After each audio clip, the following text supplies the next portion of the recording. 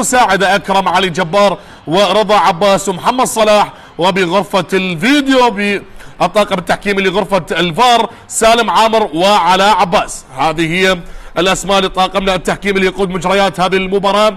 أمسية جميلة فيها 4 مباريات اليوم بالدور الربع النهائي لبطولة كأس العراق.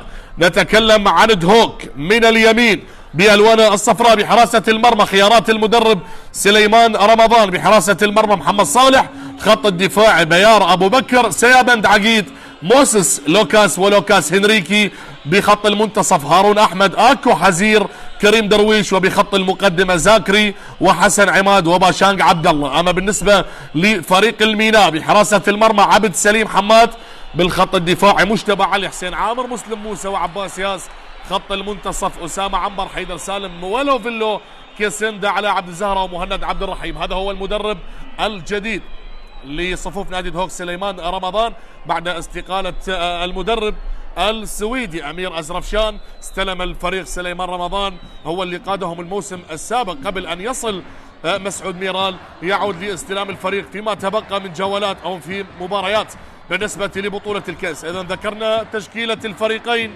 الميناء الذي وصل من الجنوب بتاريخ العريق الكبير، ودهوك الطموح الذي يبحث أن يضع اسم ما بين الكبار في هذه البطولة، كأس العراق الذهب والتتويج الذي انتهى الموسم بتتويج القيثارة الشرطة موسم 2024-2025. ها هنا منافسة أخرى وحلم آخر بالنسبة لبطولة كأس العراق.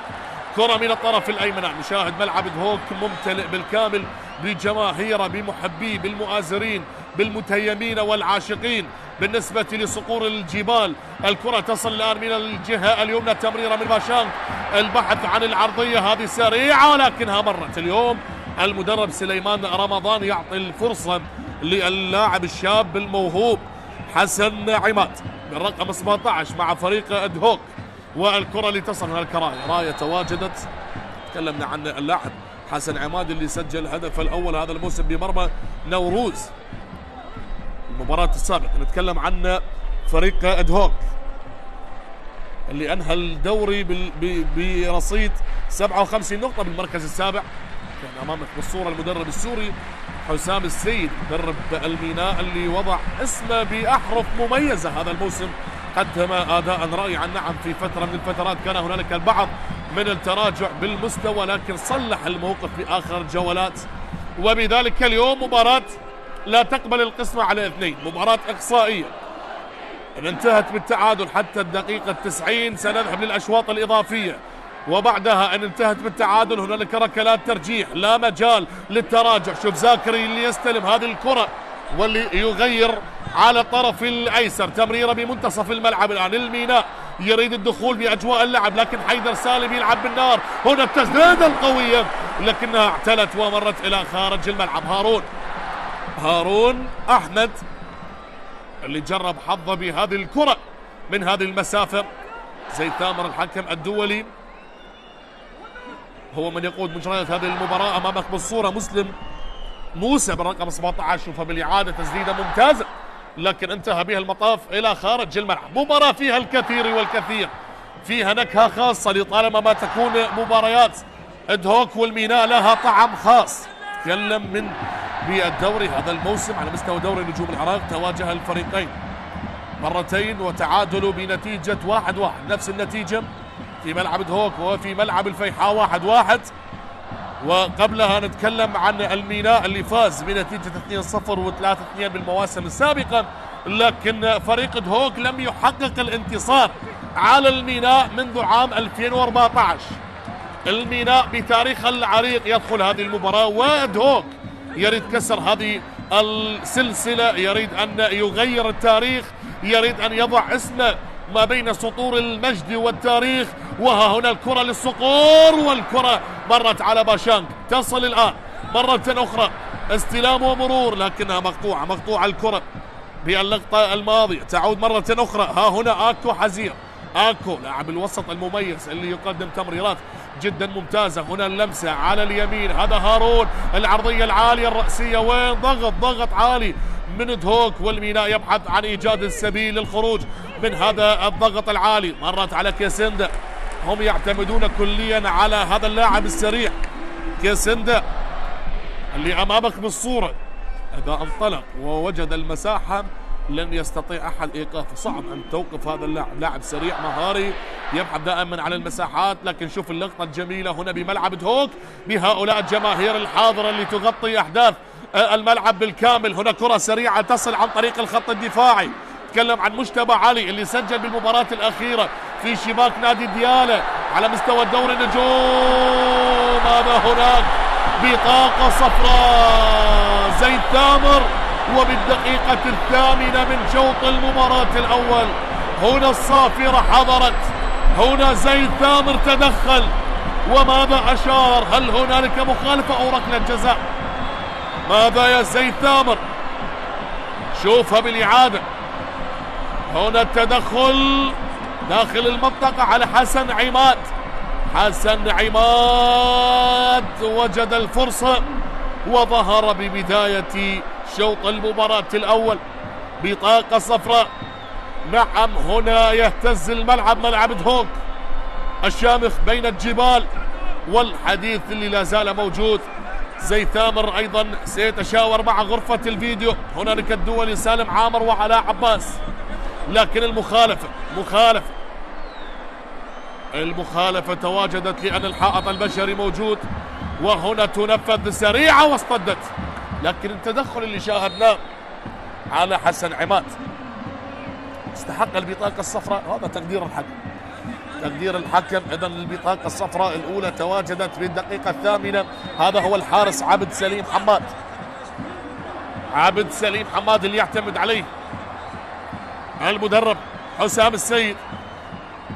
لكن حسين عامر غير راضي على البطاقة، غير راضي حسين عامر، وبذلك الكرة من اليسار، ضربة ركنية لمصلحة دهوك. الميناء يريد الخروج من هذا الضغط. أما بالنسبة لي صقور الجبال الذي يبحث أن يضع اسمه بالبداية، الكرة مرت ومسلم موسى انطلق من البداية. المباراة جميلة من البداية، الأجواء مشتعلة، مسلم يبحث لكن فقد التوازن. شوف مع كل قطع للكرة صيحات الجماهير. باشانج استلم، باشانج يبحث، باشانج ينتظر، باشانج يحاول المساندة من الطرف الأيمن. نقلة لا زالت حسن عماد، عسكول يحاول، لا زالت الكرة من اليمين تحضيرها، الانطلاق الآن الأصفر يحاول، الصقور يبحثون. ومن هنا أصحاب الدار بالقرعة وضعت ملعب دهوك ملعبا لهذه المباراة. لا يوجد هنالك تفكير بأن يوجد ذهاب وإياب، لا هو بالقرعة وضع الملعب دهوك. إذا نشاهد الآن الضغط العالي والبداية القوية منذ الدقيقة 10 لشوط المباراة الأول. هذا آكو حزير. لنشاهد الآن كرة من الجهة اليمنى، ضربة ركنية بالنسبة لفريق دهوك الذي يبحث أن يضع بصمة الأولى.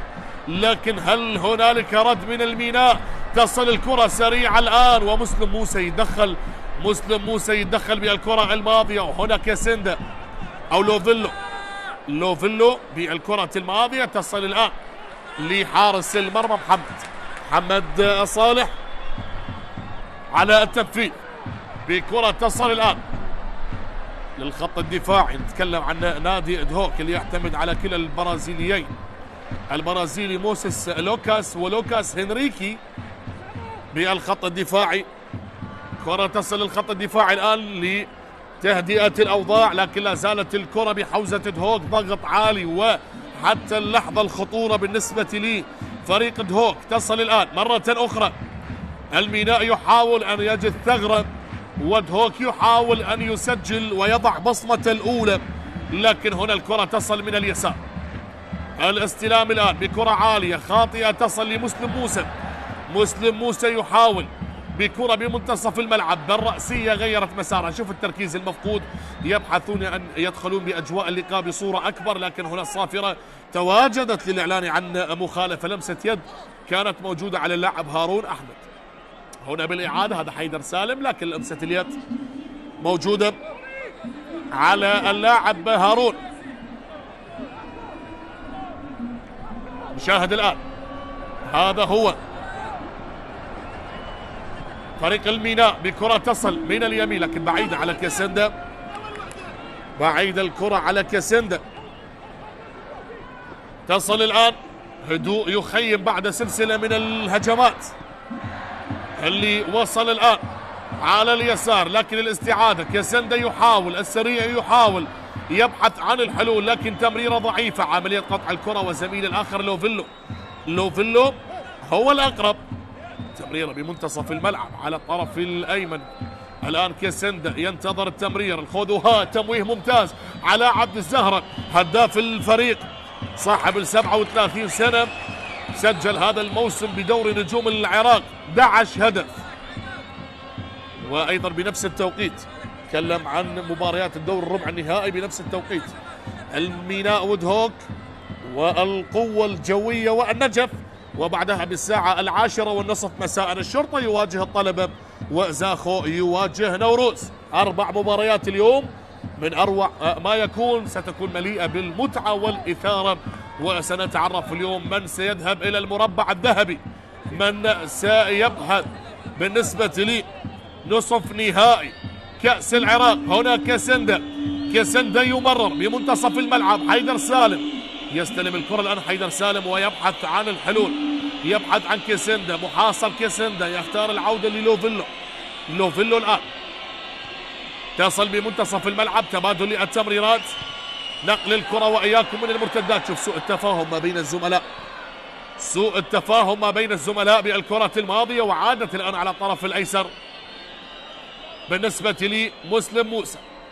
عودة الآن، تبادل التمريرات بالنسبة لفريق الميناء، تمريرة لحيدر، المساحة حضرت لكن تمريرة لم تكن بالصورة المثالية من اللاعب حيدر سالم. وهنا محمد صالح هو الأقرب بهذه الكرة. تكلم منذ عام 2001 هذه المواجهة رقم 21 ما بين الفريقين. دهوك فاز ب8 مباريات، لكن آخر فوز كان بموسم 2014 كانت بنتيجة 3-2. الميناء فاز ب6 مباريات وحضر التعادل ب6 مناسبات. اليوم دهوك يريد أن يضع بصمته، لكن على مستوى بطولة كأس العراق. كرة تصل بالنسبة لفريق الميناء، ضغط عالي على فريق الميناء، جماهير دهوك حاضرة بقوة اليوم، لكن تبقى الخبرة والتعامل مع هكذا أجواء. هل تضع بصمتها الخاصة بالنسبة لفريق دهوك وبالنسبة لفريق الميناء الصقور والسفانة في ليلة البحث عن العبور إلى المربع الذهبي؟ كرة من الطرف الأيمن، تسليم واستلام، دخول وانطلاق، العرضية تسديدة، لكن اختار أن يسدد اللاعب حسن عماد. هذا اللي أمامك بالصورة، اللاعب الشاب حسن عماد كما يلقبون عسكول. والكرة لحارس المرمى الآن، سجل بمرمى نوروز بآخر مباراة بدوري نجوم العراق، ويريد اليوم أن يظهر ويستغل هذه الفرصة اللي أعطاها المدرب الجديد سليمان رمضان. وبذلك الكرة للحارس عبد سليم حماد بكرة سريعة تصل من الطرف الأيمن بالنسبة لدهوك، تمريرة بعدما كانت عن طريق اللاعب سيابند عقيد، لكن الكرة تصل من الطرف الأيمن.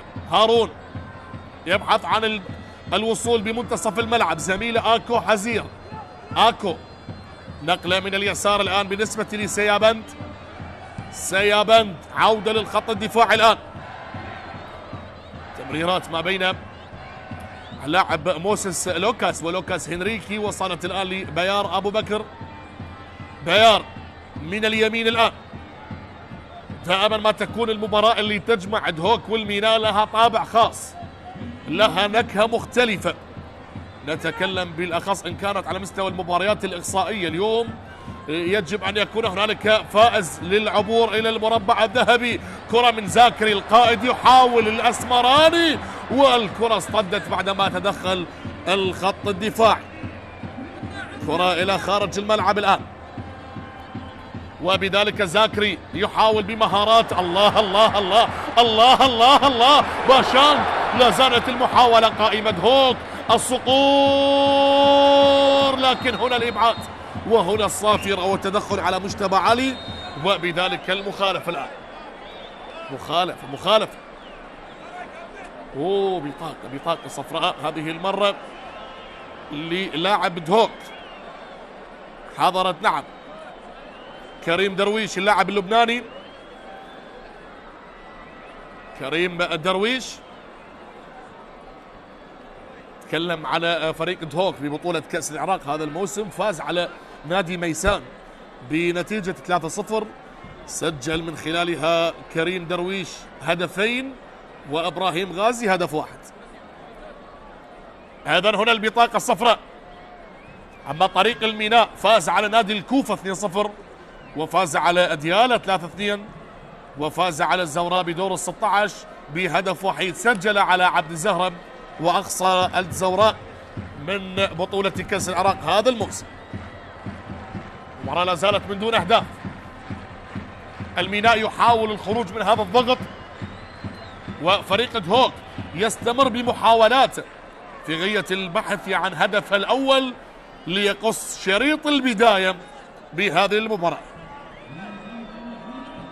هذا الحارس عبد سليم حماد، دقيقة 18 من شوط المباراة الأول، ولا زالت النتيجة 0-0 ما بين الفريقين. الدولي زيد ثامر يستأنف اللقاء، وعبد سليم حماد يرسل الكرة العالية الآن، تصل من اليمين، لا زالت بالنسبة للميناء دوران الآن بصورة غريبة. دار مهند عبد الرحيم، وهنا الكرة العالية مسلم موسى أمام حسن عماد، يتدخل ولا زالت للميناء. هذا هو مسلم يتركها لي حيدر سالم. كرة اصطدت مرة أخرى، لا يوجد أي سبيل. الميناء لا زال يبحث للوصول، الميناء لا زال يحاول. هنا لمسة اليد على ما أعتقد تواجدت بهذه الأثناء. هذا هو حيدر سالم لاعب فريق الميناء.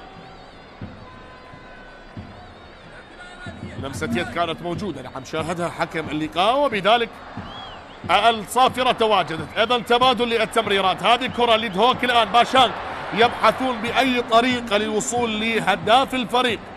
باشانغ عبد الله هو هداف الفريق على مستوى الدوري هذا الموسم برصيد 9 أهداف وصنع 4 أهداف. كرة الألازال لوفيلو، تبادل للتمريرات على اليسار. عباس ياس، تغيير اللعب بالنسبة لفريق الميناء. شوف عندما يستلم فريق الميناء يتبادل بالكرات في منتصف الملعب، وكرة لا زالت لكيسندا. الآن حيدر سالم، وتبادل للتمريرات، المهارة الفردية الآن. كيسندا يحاول أن يخلق المساحة لنفسه، لكن هنا على عبد الزهرة، تمريرة إلى لوفيلو لاعب الجابوني.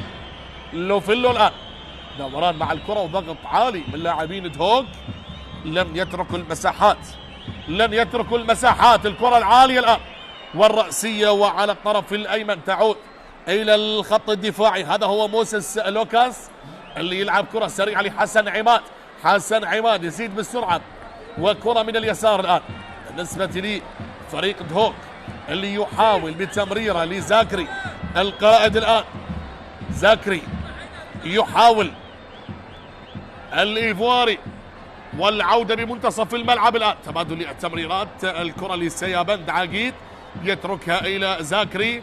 كأس العراق ينتظر بطل، ينتظر من يتوج به لموسم 2024-2025. زاكري دخل، زاكري عبر، سيابند استلم، سيابند، والحارس عبد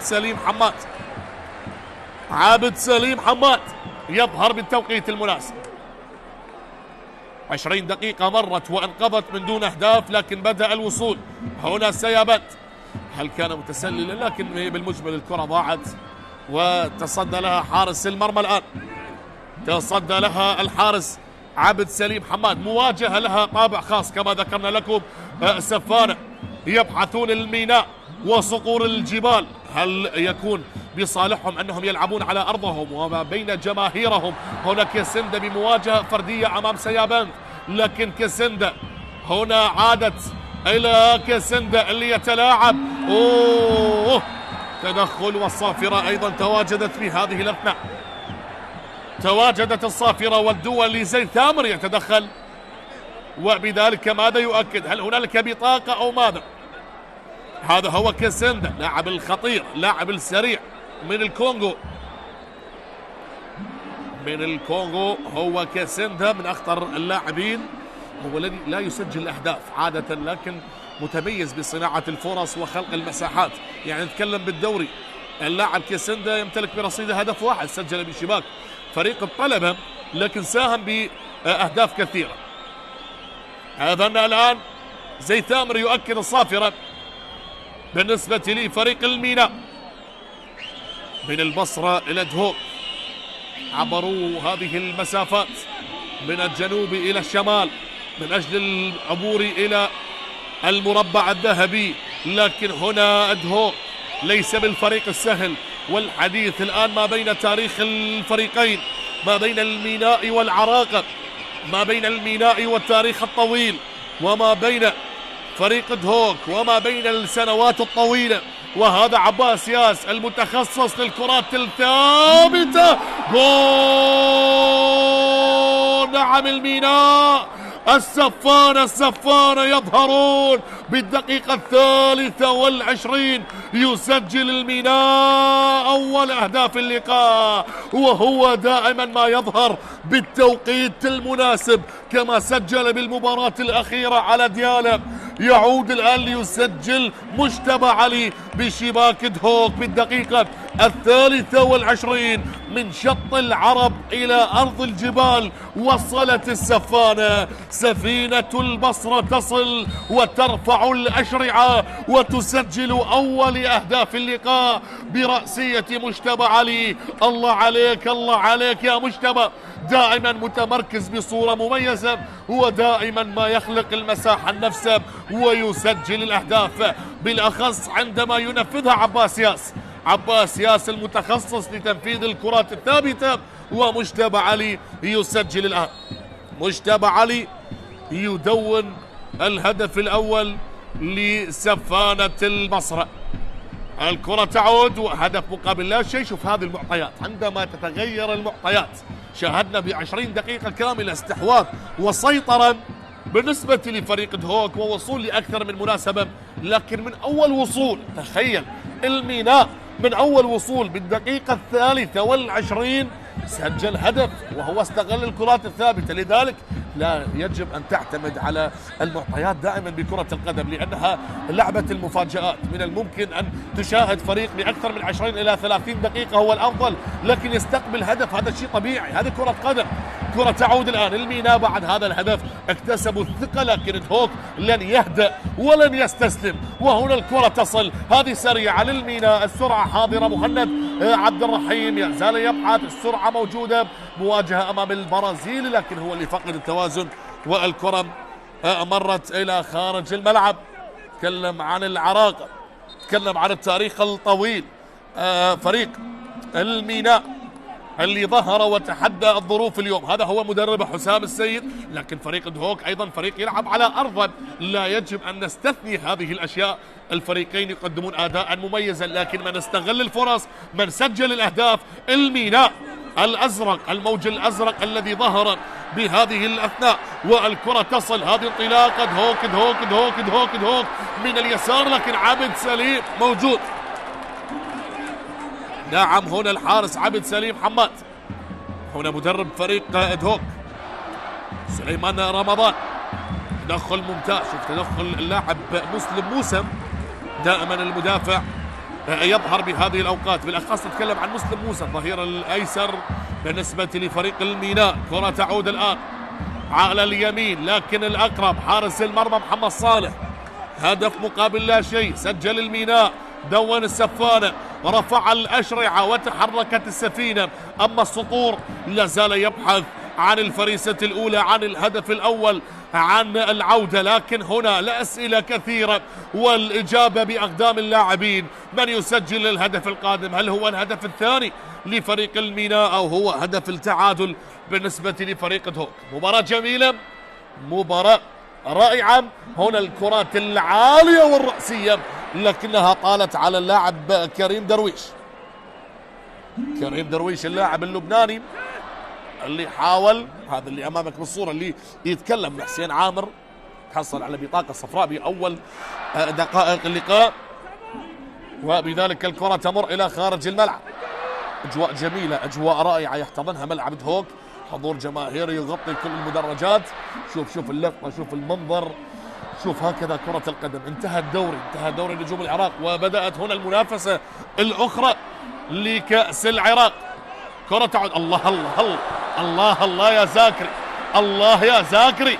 شفت اللقطة، شفت المهارة، شفت الثقة العالية. لكن هنا تدخل اللاعب حسين عامر بفدائية وبسالة دفاعية. يظهر هنا والرمية الجانبية بالنسبة لي صقور الجبال. استحواذ اي نعم، سيطرة اي نعم، وصول اكثر اي نعم، لكن نتكلم بالنتائج. الميناء وضع بصمة الاولى برأسية مجتبى علي. مباراة جميلة، قريبين من الدخول بالنصف ساعة الاولى.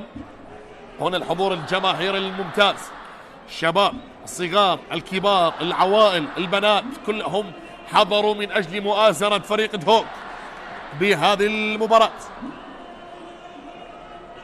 انتهى دور النجوم وأيام قليلة على تتويج البطل بالنسبة لكأس العراق.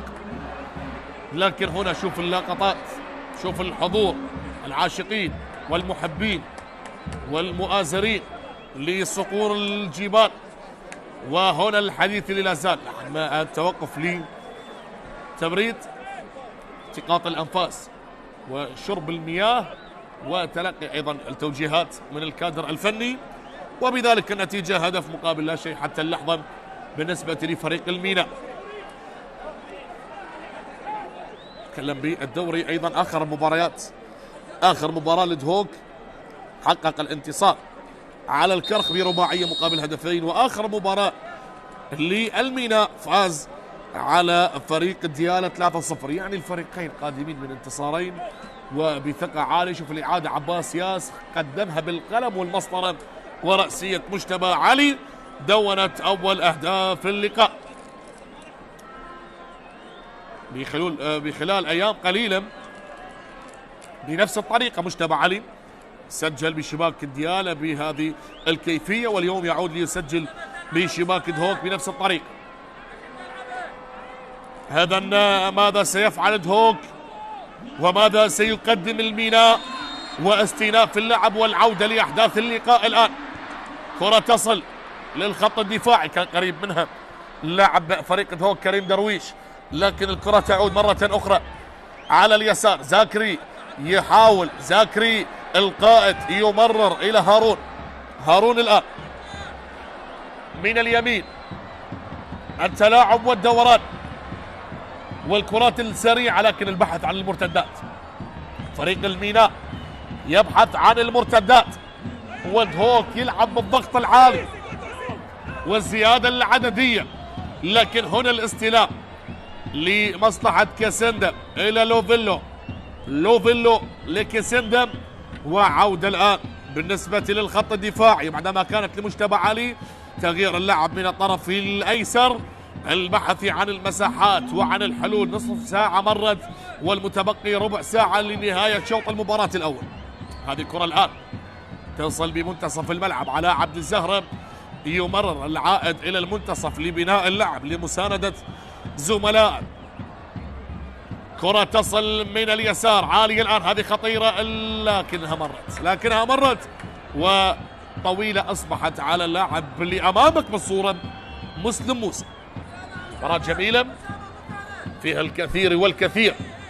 يا من تشاهدوا معنا عبر قنوات شبكة الإعلام العراقي هذه الأحداث في بطولة كأس العراق موسم 2024-2025. شاهد الآن تبادل التمريرات. لا زال فريق دهوك هادئا ولم نشاهد أي ردة فعل. أما فريق الميناء المتقدم بهدف لا زال صامدا ويبحث عن المزيد. كرة من اليمين الآن، لا زال البحث للوصول، لكن هنا التمريرة، تبادل التمريرات، تبادل للتمريرات، والكرة من اليمين. هارون هارون هارون والعرضية لكنها اصطدت وإلى خارج الملعب، إلى خارج الملعب. رمية جانبية بالنسبة لفريق دهوك على التنفيذ الآن. ملعوبة الكرة لباشانغ عبد الله، هو الحل أن تحرك، لكن لا زالوا يبحثون دهوك عن الحلول الهجومية. هذا هو باشانغ عبد الله، وبذلك الكرة سهلة للحارس عبد سليم حماد. مباراة من المدرب سليمان رمضان، وبذلك لا زال الكثير والكثير في هذه المباراة، لا زال هنالك الكثير. تكلم عن الأجواء الجميلة اللي نعيشها اليوم، وهذه اللقطة الرائعة من ملعب دهوك. جماهيرهم فاكهة الملاعب، وأيضا الأرضية الملعب جميلة، وكل شيء جميل بهذه القمة الكروية. الكرة بمنتصف الملعب الآن، كرة بعدما اصطدت باشانغ الآن بعدما تدخل باللقطة السابقة تعود لهارون الآن. هارون على اليمين، تحضير لا زال، حاضر لبيار.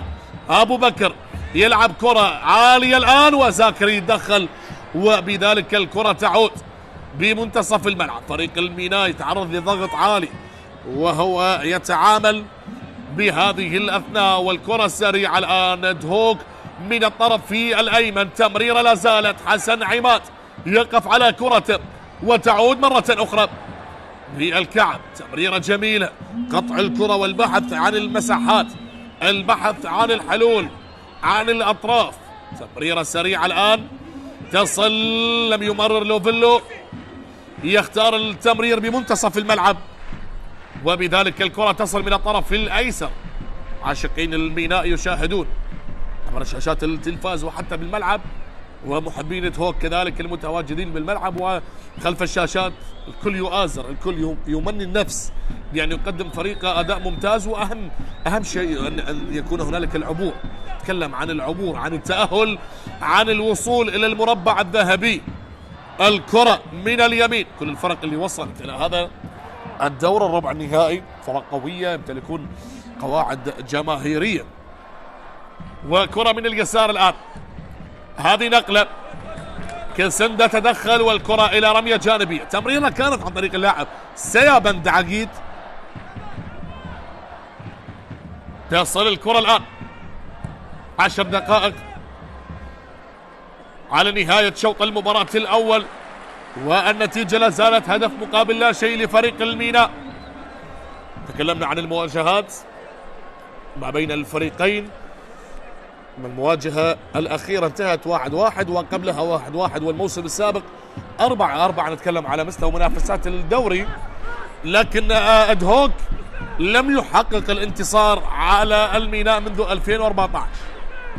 ها هنا الضربة الركنية، وهنا صقور الجبال بالضربة الركنية، والكرات العالية والرأسية لا زالت الآن، والإبعاد عبد سليم حماد. عبد سليم حماد تدخل، والكرة بالانطلاق، محاولة لا زالت، السرعة فقد التوازن، ولا زالت للميناء. مسلم موسى يقاتل، لكن الأفضلية للخط الدفاع. كرة من اليمين الآن، جماهير الصقور بكل كرة، بكل قطع للكرة وبكل وصول تسمع المؤازرة وتسمع الحضور. الكرة تعود الآن لمصلحة فريق دهوك. تمريرة زاكري للتعادل، والكرة تمر بعد تدخل من المدافع. مجتبى علي هو اللي يسجل الهدف، وهو لا يريد أن يستقبل فريقه هدف التعادل، يريد أن ينهي الشوط الأول متقدما بهدف نظيف. هذا ما يمني النفس فريق الميناء ولاعبين الميناء. مجتبى تدخل، مصالحة الجماهير. الفريقين لم يحققون لقب الدوري، فيريدون مصالحة الجماهير بهذه البطولة والرأسية، لكنها مرت وعادت إلى حسن عماد. حسن عماد يلعب الكرة العالية داخل منطقة الجزاء، رأسية تصل من اليمين، عرضية لا زالت، أوه لكن هنا عبد سليم حماد، عبد سليم حماد ضغط عالي حتى من المدافعين. تكلم عن اللاعب البرازيلي موسيس لوكاس اللي يمتلك برصيده هدف واحد بالدوري هذا الموسم. موسيس لوكاس اللي سجل هدف وحيد مع ادهوك بمرمى فريق النجف. وهنا عبد سليم حماد، كرة عالية لا زالت، مباراة أجمل ما فيها بعيدا عن الحضور الجماهيري اللي ذكرناه، أجمل ما فيها أنها مستمرة ما بين الفريقين، لا يوجد مجال للتوقف، هجمة من اليمين، وصول من اليسار، تبادل التمريرات. وهنا خاطئة الكرة يا علاء، كسندا مرت عليك، زاكري استلم، زاكري يحاول، زاكري السريع، زاكري المهاري، لكن فقد توازنه وتحصل على المخالف، خالف اليد هوك.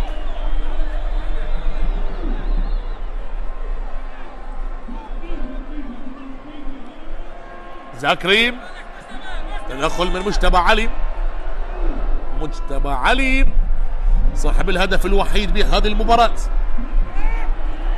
هنا الكرة والمحاولة، بأي لحظة تشاهد زاكري دخل وعبر وخلق الفرص. وهنا كرة اكو حزين، اكو يتلاعب وزاكري والعرضية السريعة لكنها تعود من اليسار، صراعات البدنية، مسلم موسى انطلق، مسلم موسى السريع، السرعة، لكن هنالك نعم موسيس لوكاس، بطاقة الصفراء كانت ايضا موجودة على اللاعب مجتبى علي صاحب الهدف الوحيد. شوف مسلم موسى وتدخل عن طريق اللاعب موسيس لوكاس اللاعب البرازيلي، وبذلك الكرة إلى خارج الملعب. هذا هو مسلم موسى، لاعب سريع، لكن على ما أعتقد جهد الموسم أيضا موجود على اللاعبين، كل اللاعبين جهد بدني، تركيز أيضا بالسلامة للاعب المستلقي على أرضية الملعب. على ما أعتقد لاعب الميناء يشكو من إصابة. وهنا الحديث من الحكم الدولي زي ثامر، والكلام من عباس ياس وهارون أحمد، وبذلك اللاعب أسامة عنبر اللاعب اليمني هو اللي مستلقي على أرضية الملعب. نتمنى السلامة والشفاء العاجل لكل اللاعبين، لا نتمنى مشاهدة الإصابات، لكن هنا اللقطة ما بين الجبال وما بين الصقور وما بين العشق وما بين الجماهير وما بين هذا الحضور الرائع من كل الفئات المتواجدين لمؤازرة فريق دهوك. لكن هنا حسام السيد يطمح بآمال الكبيرة أن يعبر ربان السفينة، بأن يعبر مع الميناء إلى المربع الذهبي، هذه الصغيرة المتواجدة الجميلة المؤازرة لنادي دهوك. هذا باشانك، لقطات يقدمها مخرج اللقاء ليعطيك اللقطة جميلة عن ما يعيشون كل المتواجدين بملعب دهوك. كرة عالية تنفذ لزاكري من اليسار، الأسمراني يحاول العبور، زاكري لكن لا مجال للعبور أمام مجتبى علي، لا مجال للعبور بالواحد على واحد. والكرة إلى رمية جانبية لهذا التوقيت. هذا هو سيابند عقيد بكرة تنفذ بهذه الأثناء لكنها مستخلصة، والكرة تصل بمنتصف الملعب. الأجواء كلها مثيرة، الأجواء كلها جميلة، الملعب، الحضور الجماهيري، أداء الفريقين، الطاقم التحكيمي، النقل التلفزيوني بهذه الجودة وبهذه الكيفية. أيضا دائما عبر قنوات شبكة الإعلام العراقي تشاهدون كل ما هو حصري وكل ما يخص الكرة العراقية. كانت على مستوى منافسات الدوري، نجوم العراق، كأس العراق، بطولة السوبر، مباريات النهائية لكل الفئات العمرية، كرة الصالات، كرة اليد، كرة الطائرة، كل شيء يخص الرياضة العراقية ستشاهدون عبر قنوات شبكة الإعلام العراقي. أيضا كرة تعود الآن، أجواء جميلة، لكن الهدف شاهدناه بالدقيقة 23 سجل فريق الميناء، لكن ننتظر، لابد أن يكون هنالك المزيد من الأهداف في هذه المباراة. هل هو رد من نادي دهوك لتعديل النتيجة، أو للميناء كلام آخر، أو للميناء رأي آخر، يعني يسجل السفارة هدف ثاني؟ كل شيء وارد. هكذا مباريات، لكن المباريات الإقصائية دائما ما تكون صعبة وفيها البعض من التوتر والقلق. متبقي 4 دقائق على نهاية الوقت الأصلي لشوط المباراة الأول، ولا زال فريق الميناء متقدما بهدف نظيف. سفانة البصرة عبروا من الجنوب إلى الشمال للعبور إلى المربع الذهبي، لكن دهوك هنا الكرة العالية، وعبد سليم حماد هو من يتصدى لهذه الكرة، وتصل الآن بالنسبة لفريق الميناء. هذا هو عبد سليم حماد. شوط أول لما الطموح نوعا ما كان متوسطا في بعض اللحظات، وكان مميزا بلحظات أخرى. وهنا سليمان رمضان الذي وصل بعد أن أعلن المدرب السويدي استقالة أمير أزرفشان بعد سلسلة من النتائج لم تكن ملبية للطموح بالنسبة لعاشقين ومحبين دهوك. يعني لعب 8 مباريات، حقق انتصار واحد وهي آخر مباراة مع فريق فاز فيها على الكرخ. لكن هنا الكرة عادت رأسية من مجتبى علي، تدخل هل كان موجود؟ تكلمنا عن أرقام المدرب السابق أمير أزرفشان، لعب 8 مباريات، فاز بمباراة واحدة، خسر 4 خسارات وتعادل ب3 مباريات. سجل فريقه 9 أهداف واستقبل 13، يعني هو اللي بنفسه اللي استقال وترك المهمة إلى سليمان رمضان، هو من يقود الفريق الآن. وهنا الحديث، مطالبة من الزملاء بأن يظهر التركيز. هنا حسام السيد درب نادي الميناء اللي سبق وأن درب القوة الجوية بموسم 2013 ودرب الميناء بموسم 2015، بعدها ذهب وعاد مرة أخرى ليقود سفينة الميناء. كرة تعود الآن، زاكري والرأسية. دقائق شوط المباراة الأول أصبحت قليلة وقريبة على النهاية، والكرة تصل من اليسار الآن. تحضير بالنسبة للميناء، السفانة إلى لوفيلو يحاول ويختار العودة للخط الدفاعي. شوف التمويه الممتاز، تبادل للكرات بالنسبة لفريق الميناء. نقلة لا زالت في منتصف الملعب. الله الله الله، هذه التمريرة الجميلة الذكية الرائعة. كيسند الآن المساحة الآن، الأسمراني الآن، الثاني جاي. الله الله الله، ضاعت على الميناء بتمريرة جميلة من كيسند، ورأسية غاب عنها التركيز بالنسبة للقائد علاء عبد الزهرة. كانوا قريبين. شوف الوصول للميناء نادر أن تشاهد بأوقات شوط المباراة الأول، لكن عندما يصل السفانة وصولهم يكون خطير. الأولى سجل منها هدف، والثانية كان قريب من إضافة الثاني، ولكن هنا السرعة، سباق المرتدات، عودة لمنتصف الملعب. هذه بعيد، هذه من دون تركيز، لكنها عادت بمنتصف الملعب. حيدر سالم يمرر، والكرة لا زالت للميناء. السفانة والثاني يبحث، الأزرق يحاول، مسلم يصوب، والكرة اصطدت وعادت من اليسار. أي انتفاضة وأي تحرك وأي وصول. الميناء يشكل الخطورة بهذه اللحظات.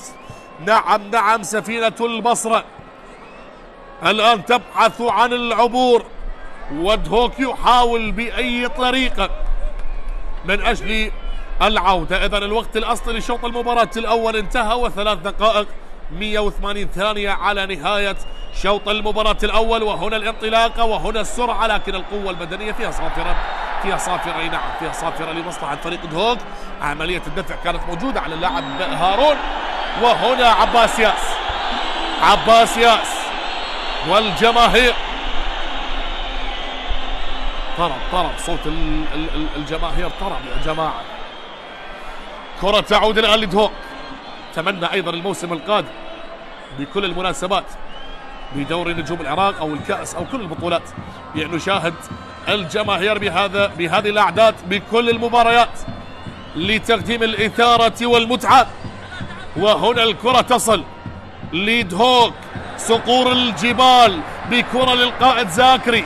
زاكري يحاول، لكن راية فيها راية على ما أعتقد، فيها راية وتسلل يا سيد الحكم، فيها راية يا سيد الحكم. نعم فيها راية، فيها راية من الكرة الأولى كانت واضحة. وهنا اللحظات الأخيرة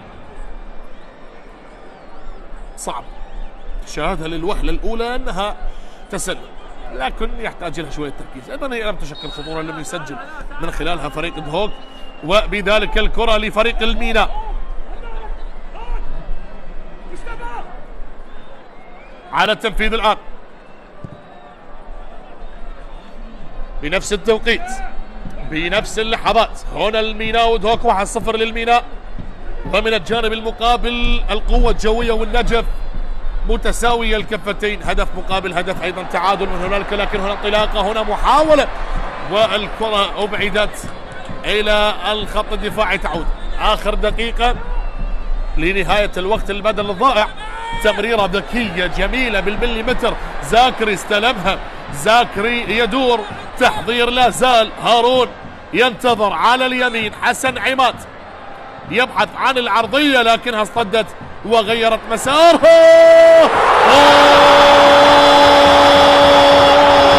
يا ساتر يا ساتر، سيبلد عقد، أي تسديدة وأي هدف. الله الله الله الله الله الله، سيبلد عقد أطلقها لصقور الجبال، وهدف لا يصد ولا يرد. الله عليك، الله على هذه القدم اليمينية. تحركت المدرجات، الرعب الرعب الرعب في مدرجات فريق دهوك. شوفها بالإعادة، شوفها بالإعادة، شوفها بالإعادة، غيرت مسارها وسيبند هوب هوب هوب هوب هوب هوب. سيبند أطلقها من بعد بكرة صاروخية لا تصد ولا ترد، باغتت حارس المرمى عبد سليم حماد، وبذلك هدف التعادل لصقور الجبال بآخر لحظات شوط المباراة الأول، ومعها صافرة من زيد تامر لنهاية الشوط الأول متعادلة. النتيجة هدف مقابل هدف، وسط هذه الأجواء الجميلة، وسط هذا الرعب الحقيقي على المدرجات. إن كان اللاعبون في الميدان فالأبطال الحقيقيين في المدرجات. هدف مقابل هدف، سيابند عقيد أشعل المباراة بهدف التعادل. لا تذهبوا بعيدا، استراحة قصيرة ونعود لكم بشوط المباراة الثاني.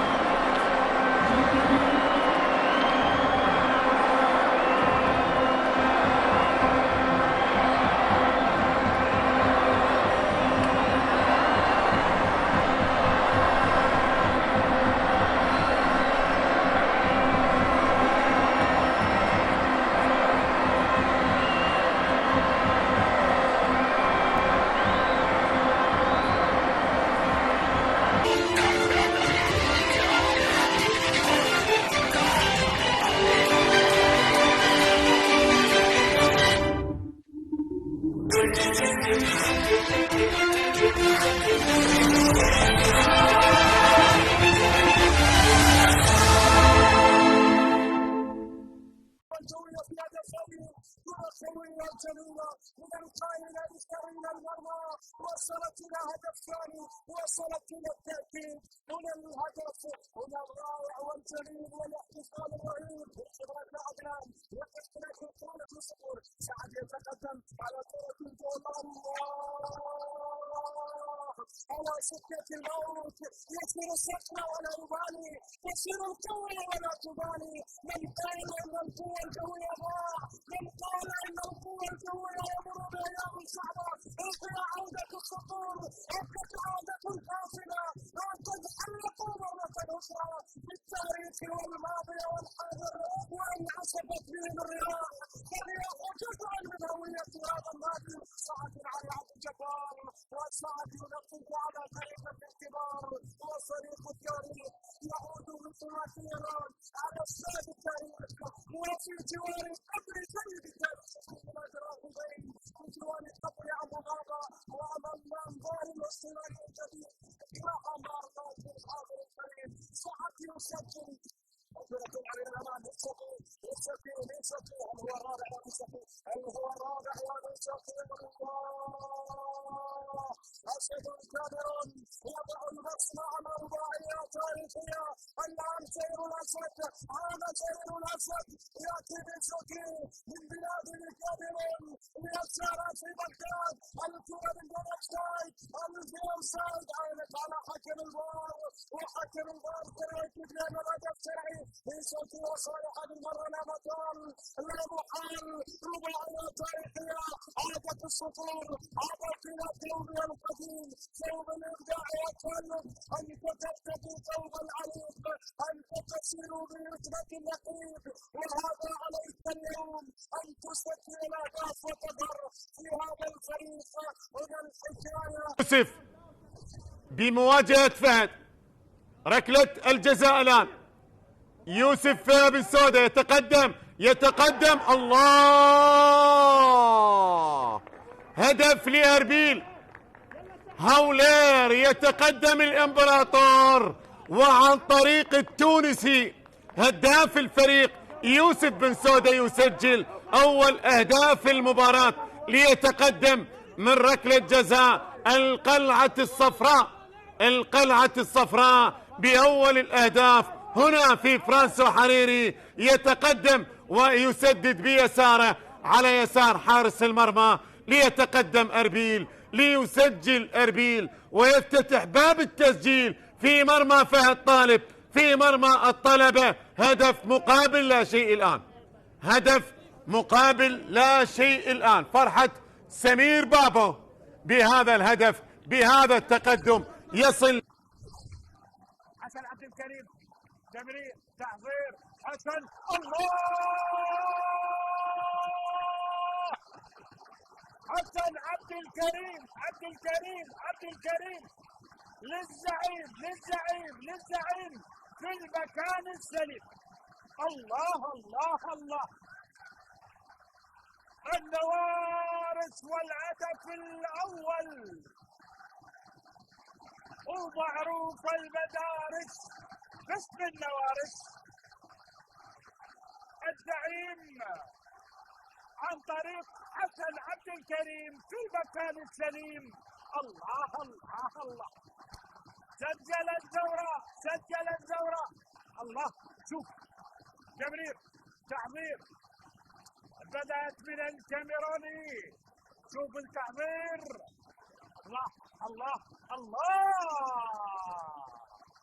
يسارية دورائية عن طريق فوقية، رائعة وصعبة جدا. حضرها النيجيري وفوقية في شباك الحدود. عبر الزوراء، عبر الحدود سريعا الى دوري اليوتيوب. حاول الان منذر العلوي، قريب جدا، ثاني عن طريق العماني، ثاني عن طريق العماني. منذر العلوي جعل الزوراء في العلالي، جعل الزوراء في الصدارة. العلوي يؤكد الصدارة. رابع أهداف منذر العلوي، سجل على القوة الجوية والقرمة ونفت بيتسا ثاني للعماني. العماني الله الله الله الله. لا لا لا لا عمانية جورائية على اليسار صقر عجيب. هذا العماني واحد. هنا الارتفاع، هنا الراسية، هنا الابعاد، هنا الهدف، الله.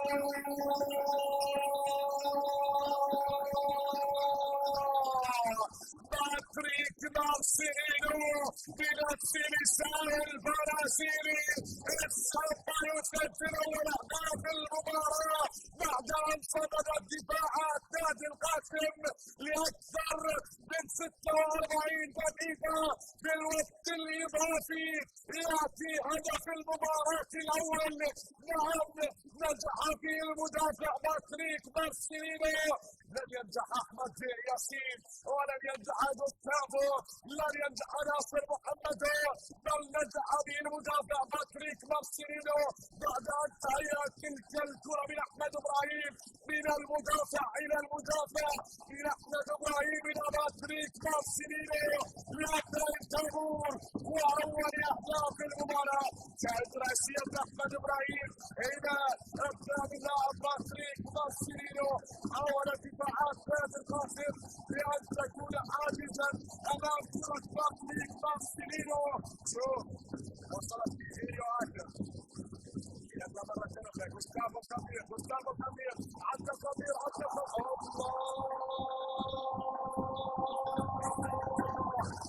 إنها ليلة برازيلية لنادي ساتو وجوستافو البرازيلي الآخر يعلن عن الهدف الثاني من مباراة لنادي ساتو. جوستافو اللاعب الذي سجل هاتريك في مباراة النهائي يؤكد الآن ويسجل الهدف الثاني بالمباراة لنادي ساتو إلى البرازيلي. هذا المرور سعد العبور وضعها في الزاوية البعيدة بهدف جميل.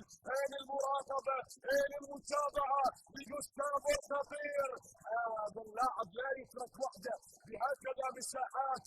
نعم بهذه المساحة الصعبة، مساحة قصيرة وأمام جوستافو أنت في مواجهة صعبة، أنت في تحدي كبير أمام مهاجم. محمود أحمد يسجل أول أهداف المباراة في الدقيقة 25 من عمر المباراة. محمود أحمد بعد كرة اشتاكت كنت أظن أن لا يشتاكت ولا يستثمرها على سبيل الموصل والعين الكرة على صلاح من جابرة. محمود أحمد اللي يسجل ثاني أهداف هذا الموسم بعد أن سجل في سباق القاسم يسجل اليوم في اشتراك داوود. كرة جميلة يتوقع من خلالها علي الخليل بصراحة هي كرة حلوة على اللاعب. شوف استاذ اللاعب مر علي الخليل هيئها إلى محمود لعبها على العمود البعيد وسجل أول أهداف المباراة. شوف السجل رائع علي الخليل محمود أحمد ومحمود أحمد على العمود البعيد يحرز أول أهداف المباراة لمصلحة فريق البصرة في دقيقة 25 من المباراة ويسجل هدف الشخص الثاني بعد أن يسجل في سباق القاسم. شوف كرة ومحمد في خطأ دفاع القاسم المدافع النادي المولود. كرة اليمين بالراس خطير خلص الحكام مرة بعد خطرة جول.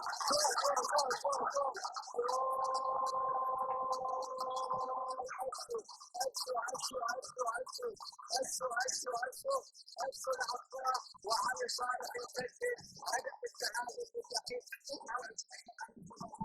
علي صالح يسجل هدف التعادل بفريق الخروج. علي صالح في الدقيقة 29 يسجل هدف الثاني بعد أن سجل في سباق الخروج. كرة عادية شوف كرة ثابتة والناس الفوق الكبيرة الانتصار. كرة عادية على صالح الخالد الرحالة. شوف المدافعين يستوعبوا على الرأي وضع الكرة في السباق ويسجل هدف التعادل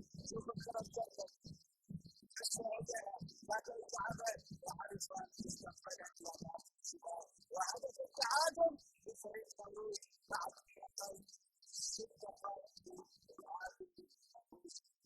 واحد الآن 1-1 يحسن الفلاح شوف على صالح القادم المقابل يلعب الجنوب سبوله ذاك الوقت بسجل على صالح التعادل سجاد وحاول تحقق سجاد آخر لحظة تدافع يحاول أن يستطيع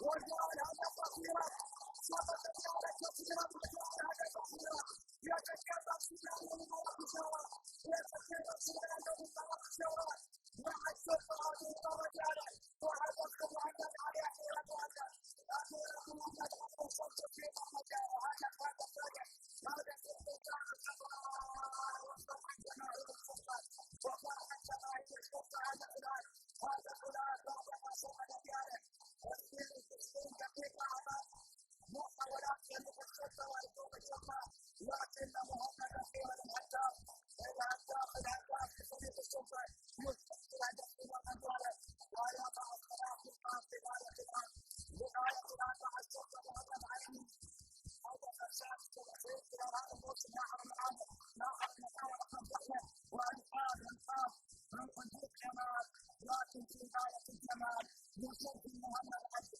بفريق الشرطة هذا الانتصار في هذا المباراة محمد علي هذا الكرة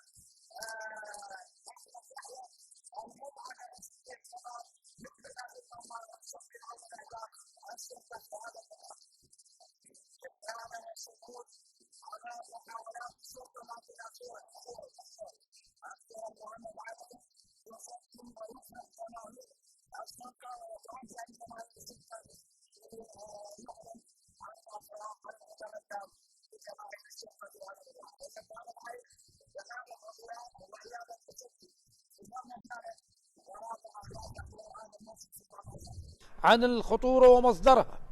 هو مصدر الخطورة هنا التمريرة الجميلة يحاول يونس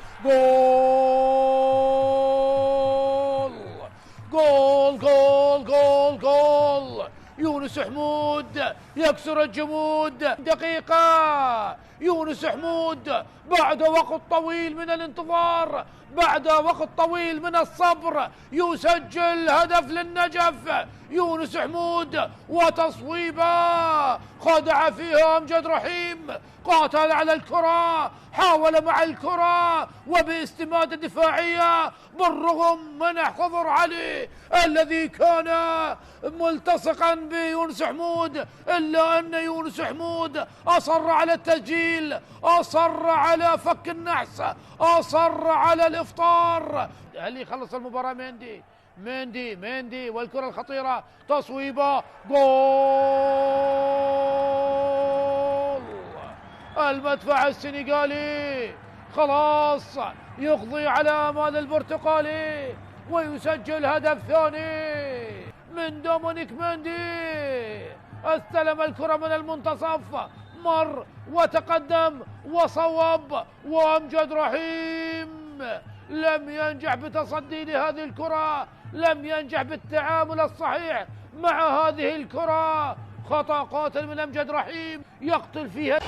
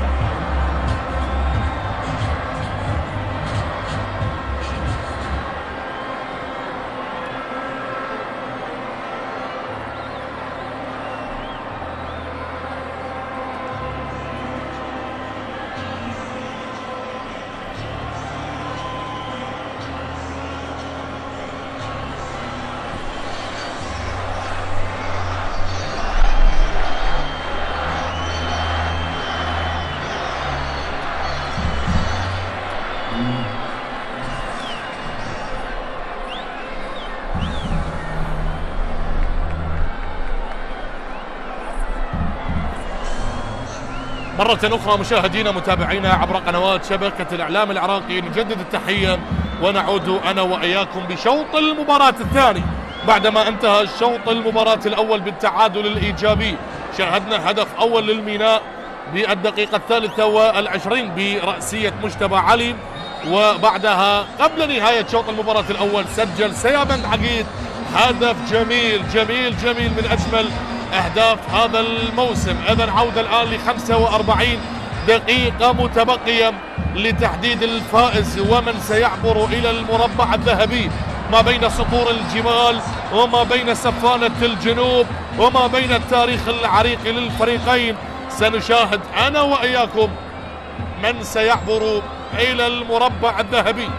ملعب دهوك اللي يحتضن هذه القمة الكروية الجميلة، شاهدنا 45 دقيقة أولى مليئة بالحماس والشغف، ومتبقي الشوط الثاني. إن بقيت النتيجة بالتعادل سنذهب إلى الأشواط الإضافية، لكن على ما أعتقد وهو رأيي الشخصي مجرد توقع فيها أهداف. الشوط الثاني فيه أهداف، من يسجل لا نعلم، الله أعلم.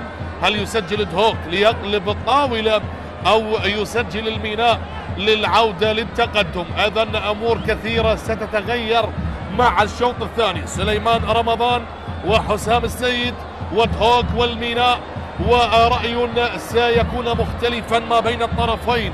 أيضا من يعبر بهذه البطولة، من يصل إلى المربع الذهبي. هنالك بنفس التوقيت القوة الجوية والنجف الجوية متقدم بهدفين مقابل هدف في مباراة فيها الكثير والكثير، وأيضا هذه المباراة فيها الكثير والكثير. الميناء سيحاول ودهوك سيحاول، وسنشاهد أنا وإياكم شوط ثاني مختلف، شوط ثاني مليء بالحماس والشغف، شوط ثاني مليء بالندية والصراع، شوط ثاني مليء بالحماس والشغف مرة أخرى.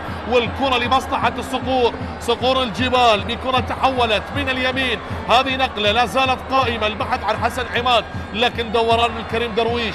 عودة مرة أخرى لمصلحة اللاعب بيار أبو بكر للمدافعين، تمريرة من اليسار، تبادل للتمريرات، أجواء مثيرة، أجواء جميلة، أجواء مشتعلة. يا لها من مباراة ويا له من موسم مليء بالأحداث، ويا لها من كرة تصل صوب اليمين وصوب اليسار. ها هنا بيار أبو بكر عالية لباشاك ويتدخل الخط الدفاعي، وهنا الصراعات البدنية، وهنا القوة البدنية، وهنا مجتبى علي يتدخل والتمريرة اصطدت. شوف خذ لك شوط ثاني مختلف. استمتع عزيزي المشاهد، يا من تشاهد عبر قنوات شبكة الإعلام العراقي. يا لها من أحداث، يا لها من لمسات، يا لها من مباراة، يا الله على المباريات الإقصائية. والكرة لهارون الآن، هارون بكرة تصل، دوران مع الكرة، حماس وشغف، جماهير وعشق وحب ومؤازرة، كل هذه الأشياء اجتمعت في مباراة واحدة، في مباراة اليوم، في مباراة العبور إلى مربع الذهب. وهنا الكرة لا زالت دهوك والشوط الثاني، دهوك والشوط الثاني ببداية قوية. كرة إلى خارج الملعب الآن، ضربة ركنية والكرات الثابتة لمصلحة دهوك. هل يقلبون الطاولة؟ الكتيبة الصفراء أصحاب الدار، أصحاب الأرض، بعد الهدف الجميل اللي سجل سيابند عقيد، الآن مع صيحات الجماهير ومع لقطات في ملعب دهوك ومع هذه المباراة الجميلة، آكو حزير، توجيهات من الدولي زي ثامر ليقود مجريات هذه المباراة، وبذلك الضربة الركنية لآكو حزير. آكو على التنفيذ، آكو الكرة العالية والرأسية. عبد سليم حماد، عبد سليم حماد هو من يتصدى لهذه الكرة. عبد سليم، أنا وإياكم لمشاهدة شوط ثاني مليء بالإثارة، لكن الأهداف، لغة الأهداف، من يسجل المزيد والمزيد، من يضع البصمة بهذه المباراة، من يعبر إلى مربع الذهب، من يصل إلى السيمي فاينل، من يضع اسم ما بين الكبار. والكرة لبيار أبو بكر، بيار أبو بكر إلى لوكاس هنريكي أو موسيس لوكاس. هذا لوكاس هنريكي اللاعب البرازيلي. الكرة العالية باشانغ وين، لكن الرأسية طالت وتدخل الخط الدفاعي، والكرة لا زالت في منتصف أرضية الملعب. هذا هو لوفيلو ممتاز. لوفيلو اللاعب الجابوني. تعود الكرة أو لا زالت بأقدام لوفيلو ينتظر تمريرة تصل من الطرف في الأيمن. نقلة لا زالت، تبادل للتمريرات لإيجاد الحلول وإيجاد المساحات. هنا كرة من الطرف الأيمن، مرور جميل، لكن الكرة بعد ذلك إلى ضرب ركنية. وهنا يجب أن تكونوا حذرين يا هوك. الكرات الثابتة بالنسبة للسفارة. هذا أسامة عمر اللاعب اليمني. أيضا نشاهد أسامة عمر اللاعب اليمني اللي سبق وأن لعب للكهرباء. إذن هنا سليمان رمضان مدرب الفريق، مدرب الهوك، وعباس ياس المتخصص كما فعلها وصنع الهدف لمجتمع علي. الآن عباس ياس وصيحات الجماهير يريدون تشتيت الانتباه، يريدون تشتيت تركيز عباس ياس، لكن الميناء بكرات ثابتة. الميناء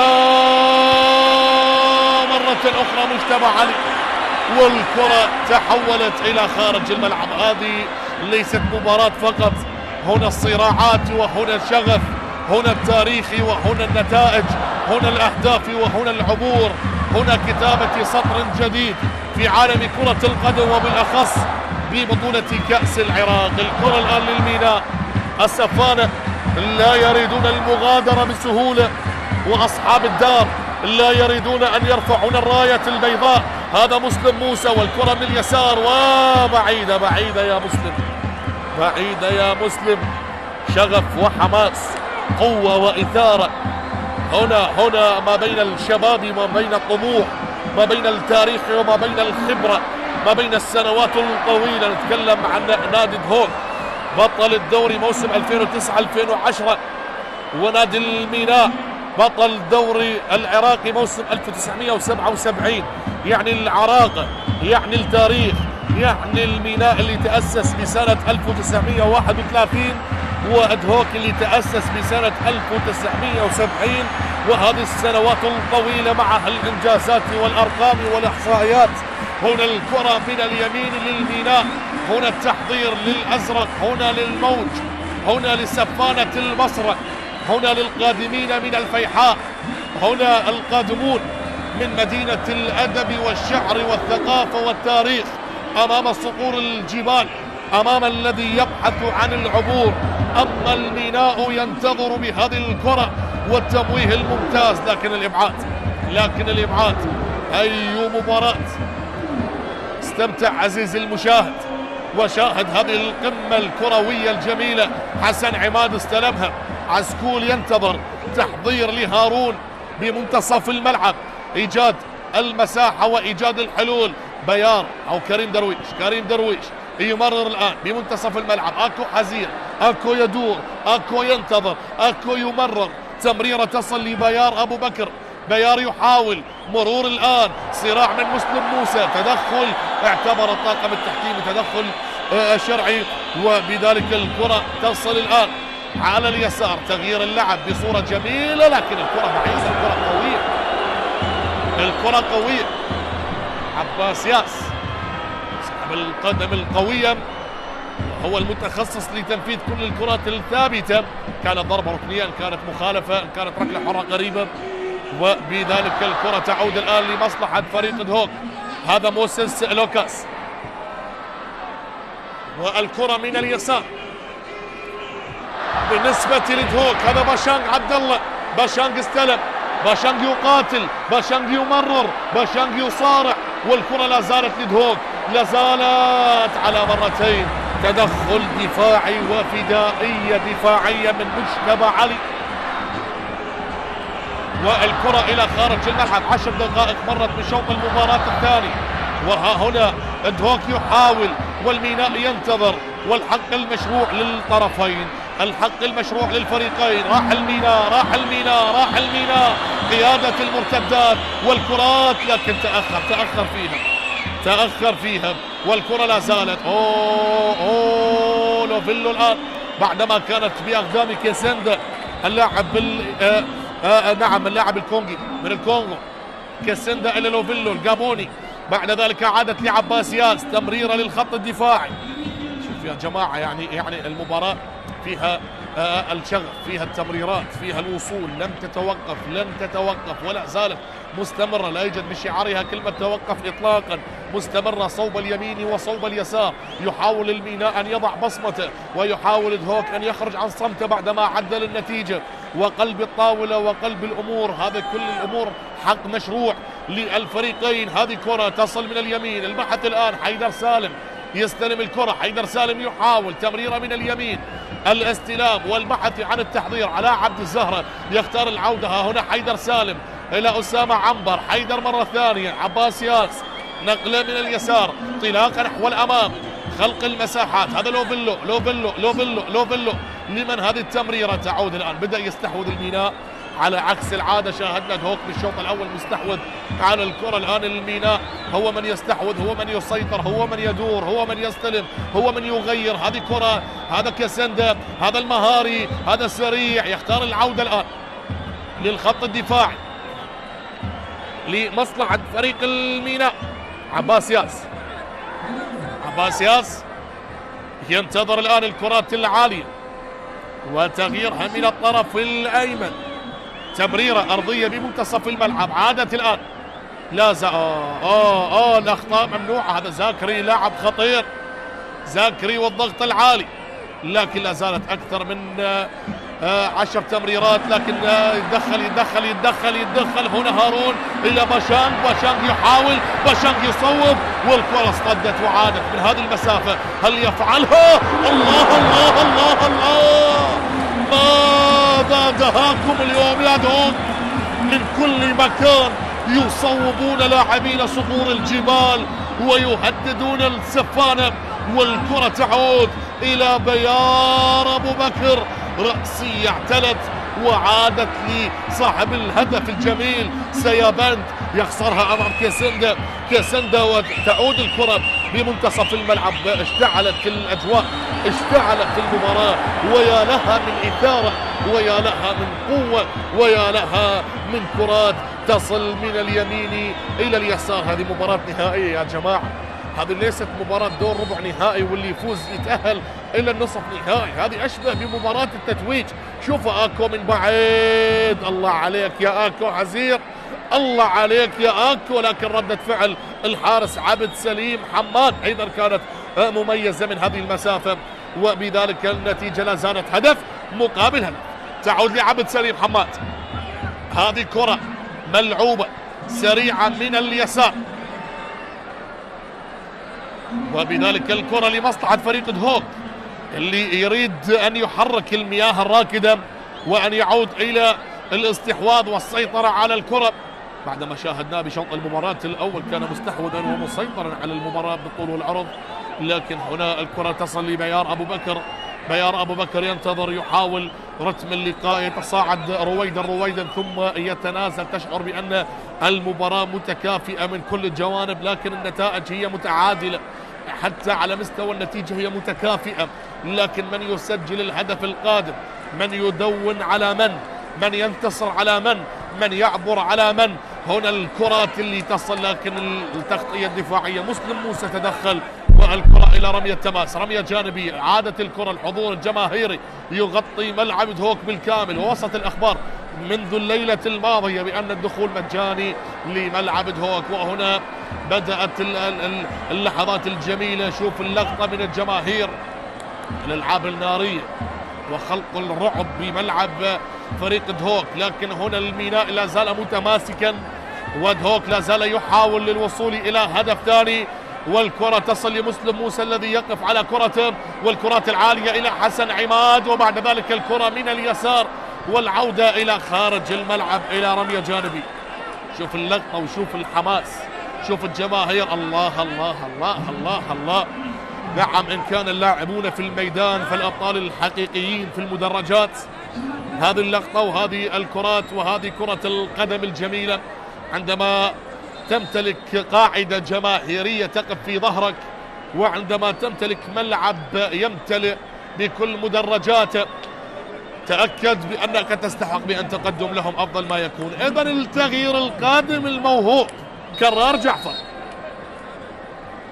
كرار جعفر يشارك وأسامة عنبر يغادر.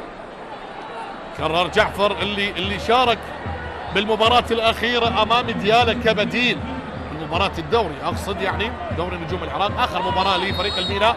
شارك كرار جعفر بآخر مباراة وسجل هدف بعدما شارك كبديل. الآن يشارك بديلا عن أسامة، وهذه فرصة الميناء الثاني، الميناء الثاني، الميناء الثاني، الميناء الثاني. أي كرة أهدرت وأي فرصة ضاعت من أول لمسة، من أول لمسة يا كرار جعفر. شوف حسام السيد يندم حظه، ومن أول كرة، من أول محاولة، ومن أول وصول، هذا الخطير، هذا السريع، هذا المهاري. شوف استلم وسدد، وكرة مرت بمحاذاة القائم الأيمن لحارس المرمى محمد صالح. كرة مرت قريبة جدا، كان يحتاج لشوية حظ اللاعب كرار، يعني من أول لمسة ومن أول وصول. على كرة القدم، على كرة القدم، والكرة تصل لعبد سليم أو لم يتركها المدافع. يدخل حسين عامر ويبعد الخطورة إلى خارج الملعب. هذا هو حسين عامر. تنفذ الكرة إلى كريم درويش، صراع بدني لكن مسلم موسى يخسرها، وبيار أبو بكر يتدخل، والرأسية ماشان سهلة بأحضان الحارس عبد سليم حماد. كرة تصل من اليمين الآن، تصل من اليمين الآن، ينطلق من خلال كاسندا إلى حيدر سالم، تعود مرة أخرى للخط الدفاعي لكن تغييرها لمسلم موسى. أي إثارة وأي مباراة، لكن الأهداف في الشوط الثاني لا زالت غائبة. الشوط الثاني أهداف غير موجودة حتى هذه اللحظة. 28 دقيقة متبقية على نهاية الوقت الأصلي، لكن هنا الحديث مع الحكم الدولي سيد ثامر،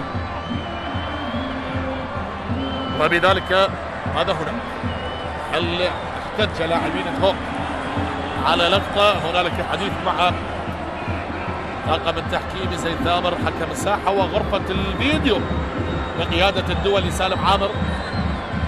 حديث لا زال. هل كان هنالك شد؟ هل كان هنالك تدخل؟ هل كان هنالك ركلة جزاء؟ لا يمكنني أن أجزم الأمور. القرار النهائي للطاقم التحكيم. ماذا سيقول زيد ثامر؟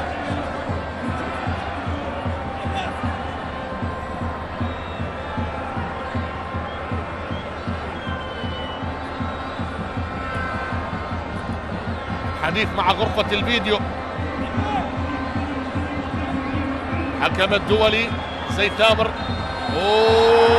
سيذهب بنفسه، سيذهب بنفسه زيد ثامر، هو من سيشاهد الحالة ويقرر بعد استدعاء من غرفة الفيديو. هل هنالك ركلة جزاء لدهوك؟ هل هنالك ركلة جزاء؟ يتأكد هل هنالك أيضا حالة دعس على قدم اللاعب، على ما أعتقد يعني هل هي موجودة يعني بين وبين، مثل ما نقولها بلهجتنا العامة بين وبين، لكن يبقى القرار قرار الحكم. هل هنالك ركلة جزاء أو لا؟ تبقى بتقدير الحكم. لكن هنا السؤال، هل هي داخل المنطقة أو خارج المنطقة؟ على أعتقد داخل المنطقة. ما هو القرار يا سيد الحكم؟ ننتظر زيد ثامر، ننتظر زيد ثامر ماذا يؤكد. جماهير الميناء لا تتمنى بأن تكون ركلة جزاء، وعاشقين دهوك يمنون النفس بأنها ركلة جزاء. وما بين العاطفة وما بين محبة الفريق. يبقى القرار النهائي لحكم اللقاء. ماذا هنالك يا سيد الحكم زيثام؟ هنا عملية الدعس تأكد منها بأكثر من مرة، دعس على القدم اليمنى للاعب بيار أبو بكر، لكن لابد من الإنصاف. تأكيد حكم دول زي تامر لن يقع بالمحظور، حكم ممتاز، لكن لا زال القرار حتى اللحظة. وهنا شوف على الأعصاب، الكل على الأعصاب، الكل على الأعصاب. هل هي ركلة جزاء أو لا؟ سالم عامر وزيد ثامر بحديث لا زال مستمر، والكل ينتظر القرار النهائي. أي أعصاب، أي أعصاب. كان الله في عون المشجعين. وهنا سيصل القرار، سيصل القرار يا زيد ثامر، يا زيد ثامر. ما هو القرار النهائي؟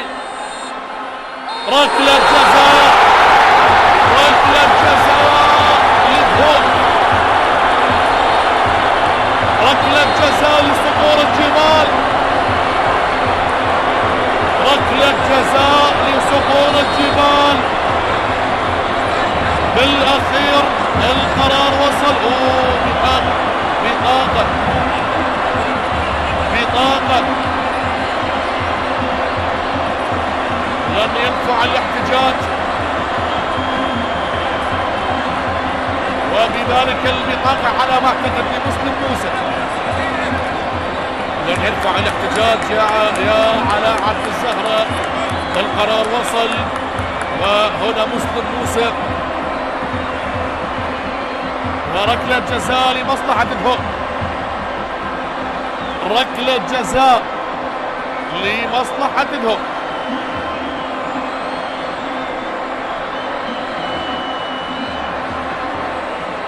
زيد ثامر يؤكد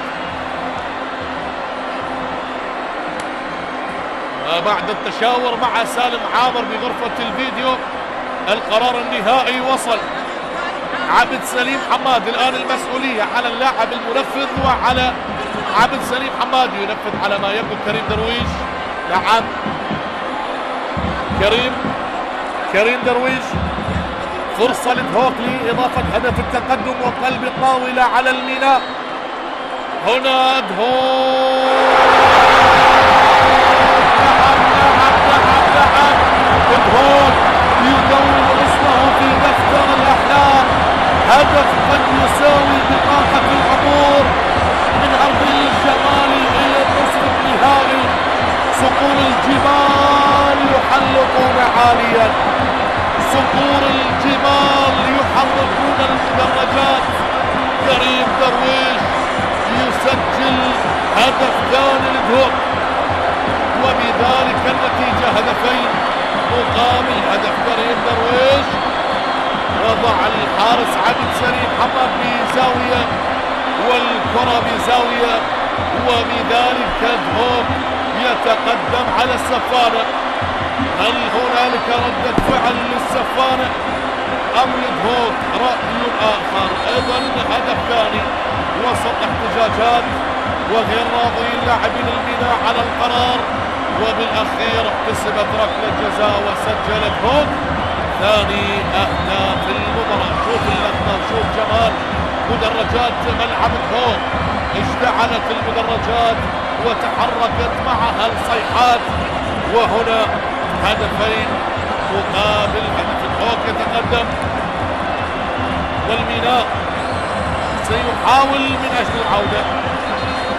شوف اللقطة وشوف الجماهير، شوف اللقطة وشوف الجماهير. اترك النتائج، اترك الأهداف، شاهد لقطة الجماهير الجميلة. وبذلك الكرة الآن تعود، والميناء أمام مسؤولية العودة. السفارة أمام مسؤولية هدف التعادل بعدما كان متقدما. هذه كرة القدم، هذه الساحرة المستديرة، تكون متقدما لفترة من الفترات وتصبح الآن متأخرا بفارق هدف. هذا الميناء سيحاول بكل الطرق من أجل العودة والتحديد. أما الدهوك سيحاول المحافظة على هذا التقدم، ولا نستطيع أن نقول انتهت الأمور. لا لا لا لا, لا. عندما انطلقت صافرة حكم المباراة للإعلان عن بداية الشوط الثاني قلت لكم الشوط الثاني فيه أهداف وحضر هدف الآن، لكن المزيد والمزيد.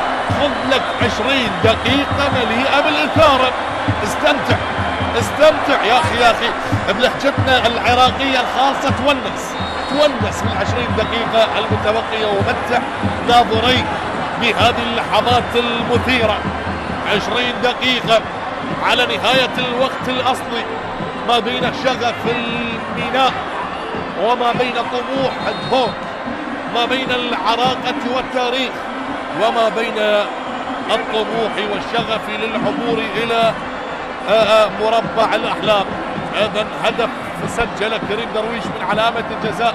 هذا الصقر موجود بملعب صقور الجبال، وهنا العاشقون والمؤازرين.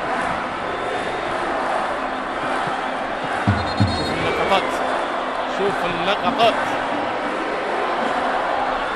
الله على لقطة، الله على مباراة. إذن الجماهير لا زالت تؤازر، والعاشقون والمحبون.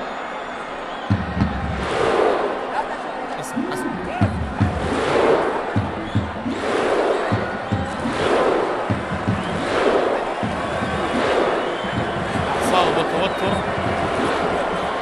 لكن هذا ليس بصالح دنيا الميناء، هذا كله من وقت المباراة.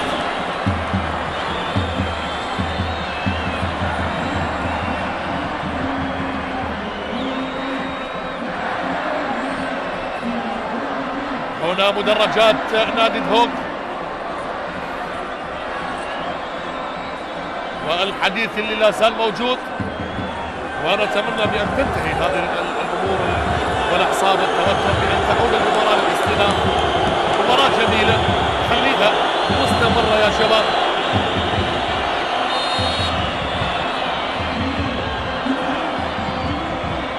نشاهد الآن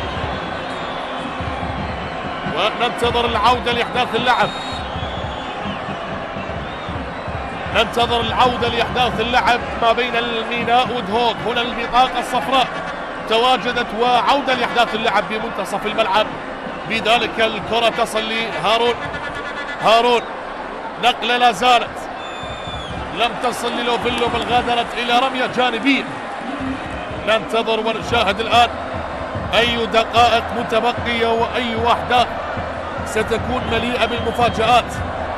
هل هنا الله على الجماهير، الله على اللقطات الجميلة، الله على صقور الجبال وجماهيرهم. يجب أن يقدم الميناء أفضل ما لديه، ويجب أن يقدم فريق دهوك أفضل ما لديه.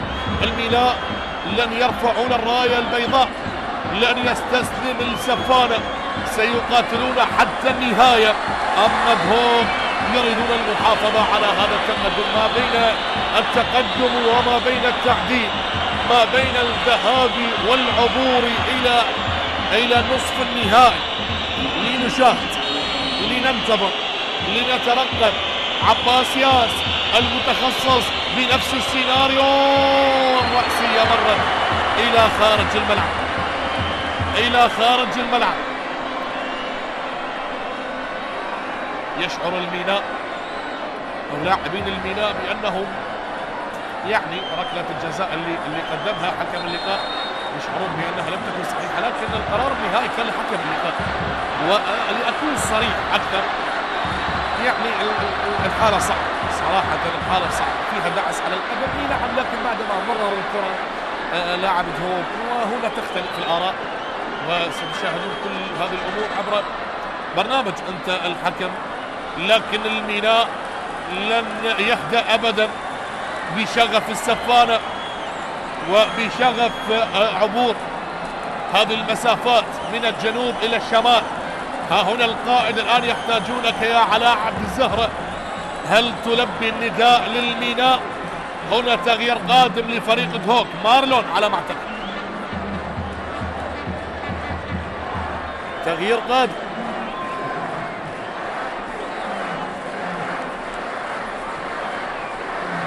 تغيير قادم بالنسبة لفريق دهوك.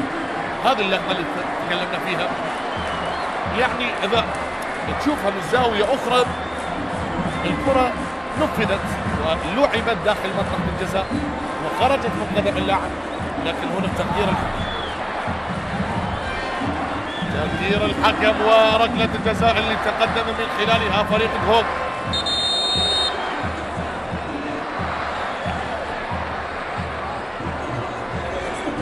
هذه هي اللقطة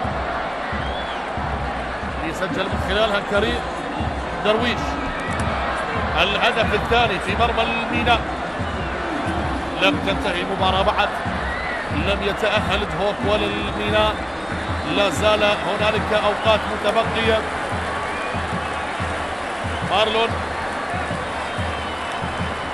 مارلون دو سانتوس باشانج يغادر. مارلون دو سانتوس يشارك الآن. اللاعب البرازيلي أصبحت في تشكيلة نادي دهوك 3 لاعبين برازيليين اللي هو موسيس لوكاس ولوكاس هنريكي، والآن يشارك مارلون دو سانتوس. مارلون اللي يمتلك برصيد هدفين بدوري نجوم العراق هذا الموسم، سجل في شباك نفط حيسان وفي شباك الكرف.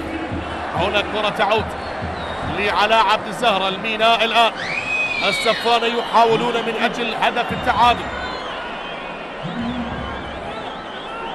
لنشاهد الآن.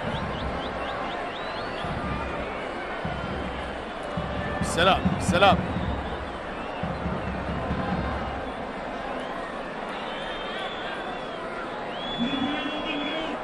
كرة القدم فيها الكثير من المتغيرات، يعني أبسط شيء عندما شارك البديل كرار جعفر بأول لمسة بأول لحظة وصل بفرصة أمام المرمى وضاعت على الميناء. كان من الممكن أن تصبح المباراة نتيجتها 2-1، لكن هنا تغيرت المعطيات.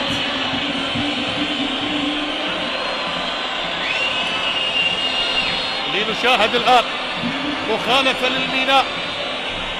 أوقات تمر، لحظات تمر، وها هنا عباس ياس يلعب الكرة العالية. مستحيل ماذا أضاع الميناء، وأي تدخل من الخط الدفاعي ممتاز. لوكاس هنريكي، فرصة قريبة كانت للميناء. بالإعادة، هل كان متسللا؟ لكن إنقاذ كبير فريق اللاعب موسيس وليس لوكاس هنريكي، هذا موسيس لوكاس. هنا الشغف والروح العالية، حديث من كرار جعفر وزيد ثامر، لكن استئناف اللعب أو ماذا حصل يا زيد ثامر؟ هون المطالبة على ما اعتقد على عبد الزهرة والحديث مع زيد. حكم يقول لك العب، استأنف اللقاء، استأنف المباراة. كرة تصل من اليسار، هل يفعلها دهوك اليوم وينتصر أو للميناء رأي آخر؟ هل يتكلم السفانة؟ هل يظهر السفانة؟ هل يظهر السفانة؟ هل يظهر الميناء؟ والكرة اصطدت الكرة اصطدت من مهند عبد الرحيم. هذا هو المدافع البرازيلي لوكاس هنريكي، وكرار جعفر على تنفيذ الرمية الجانبية. كرار جعفر بكرة تصل بقوة بدنية، وبذلك الكرة لحارس المرمى محمد صالح. ضربة مرمى محمد صالح. ايضا الاجواء الجميلة، وهذه الفرصة الغريبة اللي ضاعت بعد تدخل موسيس لوكاس. شوف مهند كان قريب، ولكن الإبعاد ووسط احتفالية وروح عالية بالنسبة للخط الدفاعي، وبذلك محمد صالح على التنفيذ. حقق البطولة العربية. نادي دهوك عندما انتصر على القادسية الكويتي الآن يريد ويصب عينه على كأس العراق، لكن لم تنتهي المباراة بعد، لا زال هنالك ما يقارب 10 دقائق ووقت كبدل ضائع، لم تنتهي بعد، لم يخرج الميناء ولم ينتصر دهوك، لا زالت المباراة لم تنتهي. كرة تصل لعلاء عبد الزهرة بانتظار مسلم موسى أن يتحرك، لكن علاء لا زال محاصرا، مسلم موسى يمرر والكرة تصل بمنتصف الملعب، ولوفيلو يغير اللعب لكيسندا. كيسندا انطلق، كيسندا مرر، طويلة تمريرة طويلة يا كيسندا، الكرة إلى خارج الملعب، إلى خارج الملعب. وننتظر الآن، انتظر الآن، نشاهد بهذه اللحظات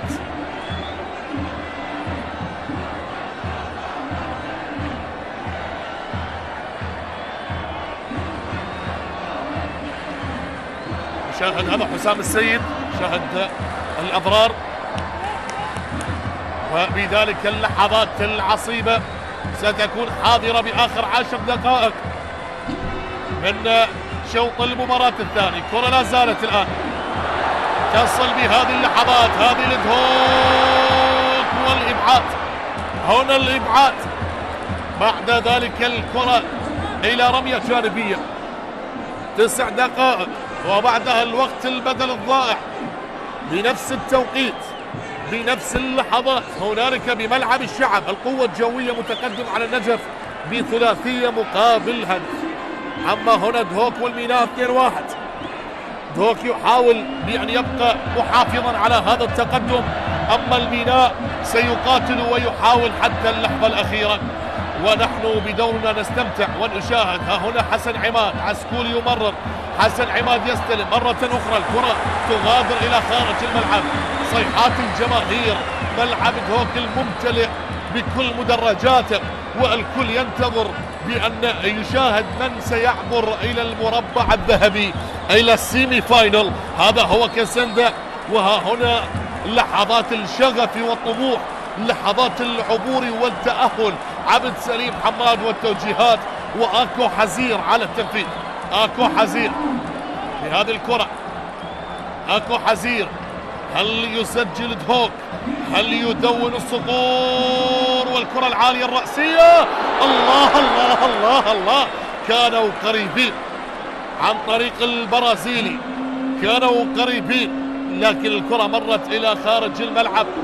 أي لحظات وأي دقائق هذه الرأسية عن طريق البرازيلي موسيس لوكاس، وبذلك الكرة تعود. الآن الإرهاق البدني بدأ يظهر، يحتاجون للتغييرات يا حسام السيد ويا سليمان رمضان، يحتاجون للتغييرات، يحتاجون للدماء الجديدة، يحتاجون لتنشيط الفريق. صافرة من زيد تامر، الحكم الدولي زيد تامر يؤكد المخالفة للميناء،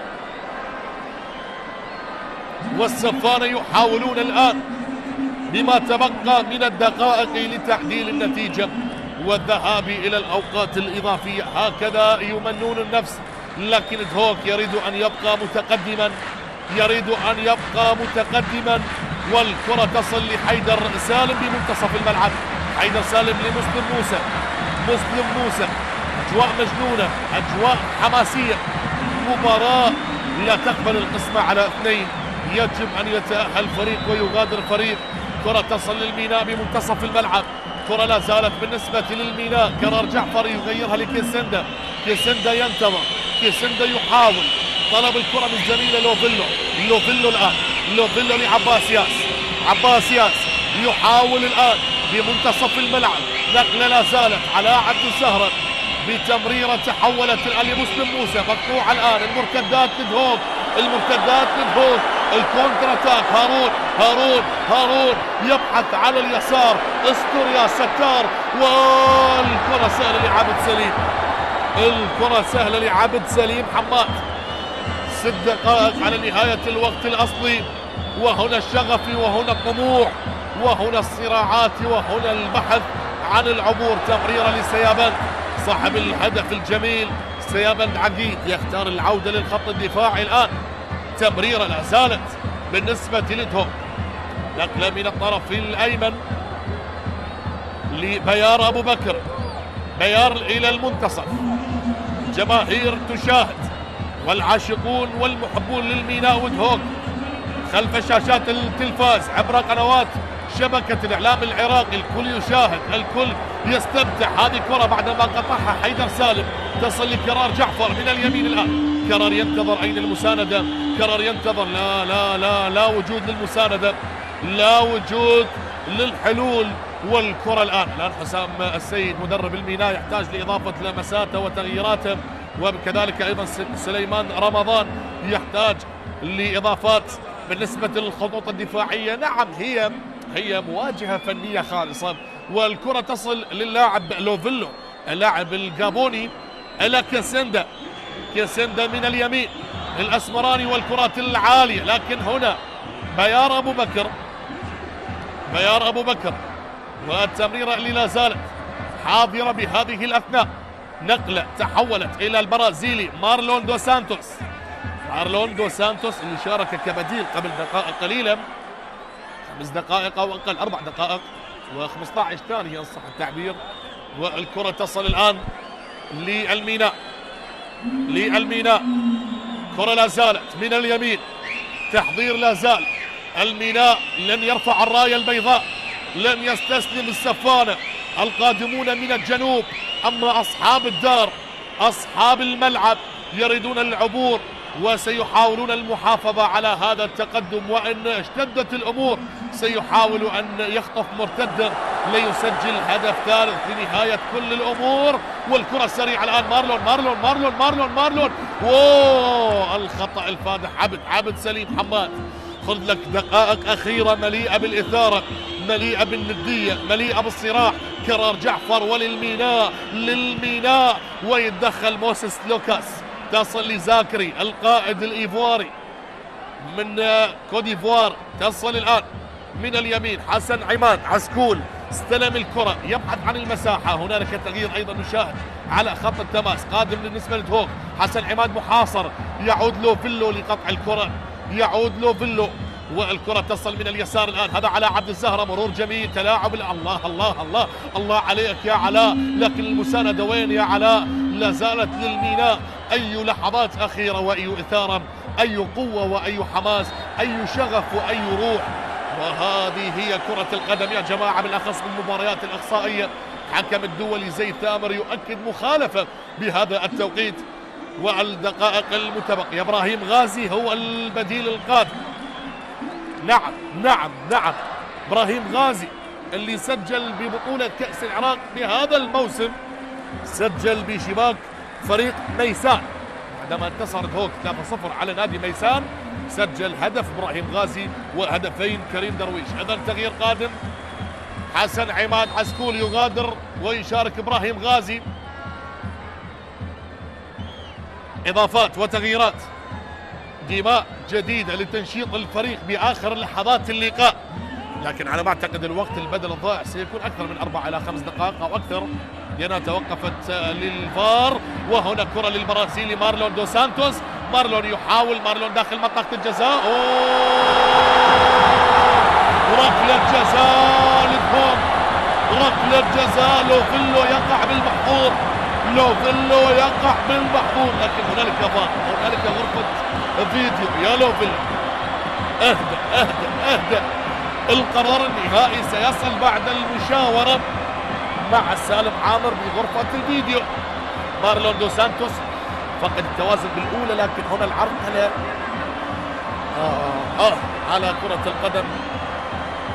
على كرة القدم. لوفيلو اللاعب الجابوني يقع بالمحظور. وهنا الحديث، زيد ثامر لم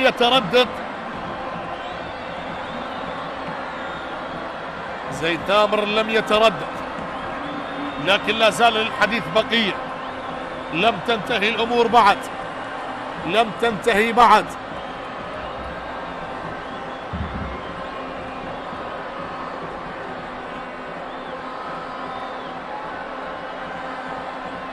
لا زال الحديث موجود، لا زال الكلام حاضر بآخر اللحظات. إن حضر القرار النهائي وإن سجل فريق دهوك خلاص تنتهي الأمور.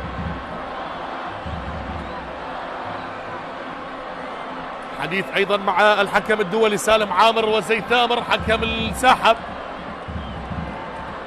والليلة صعبة على سفان، الليلة صعبة على الميناء بعدما أقصى الزوراء بالدور ال16 بهدف على عبد الزهرة. الآن يواجهون موقف عصيب.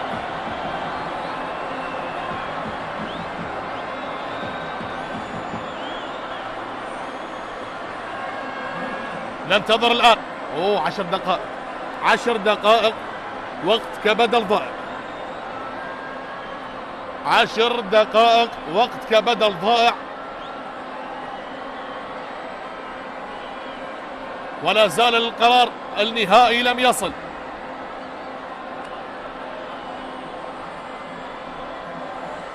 لا زال القرار النهائي لم يصل من زيد تامر. شوفوا بالإعادة مارلون دو سانتوس اللاعب البرازيلي بعدما أراد أن يمر بصورة مهارية، نعم هو فقد توازن بهذه اللقطة، لكن الحكم زيد تامر يعني على ما أعتقد إذا أكدها ركلة جزاء هنا العرض، هنا العرض من اللاعب الجابوني لوبيلو. الحكم هو من يمتلك القرار النهائي، ولا زالت المباراة متوقفة.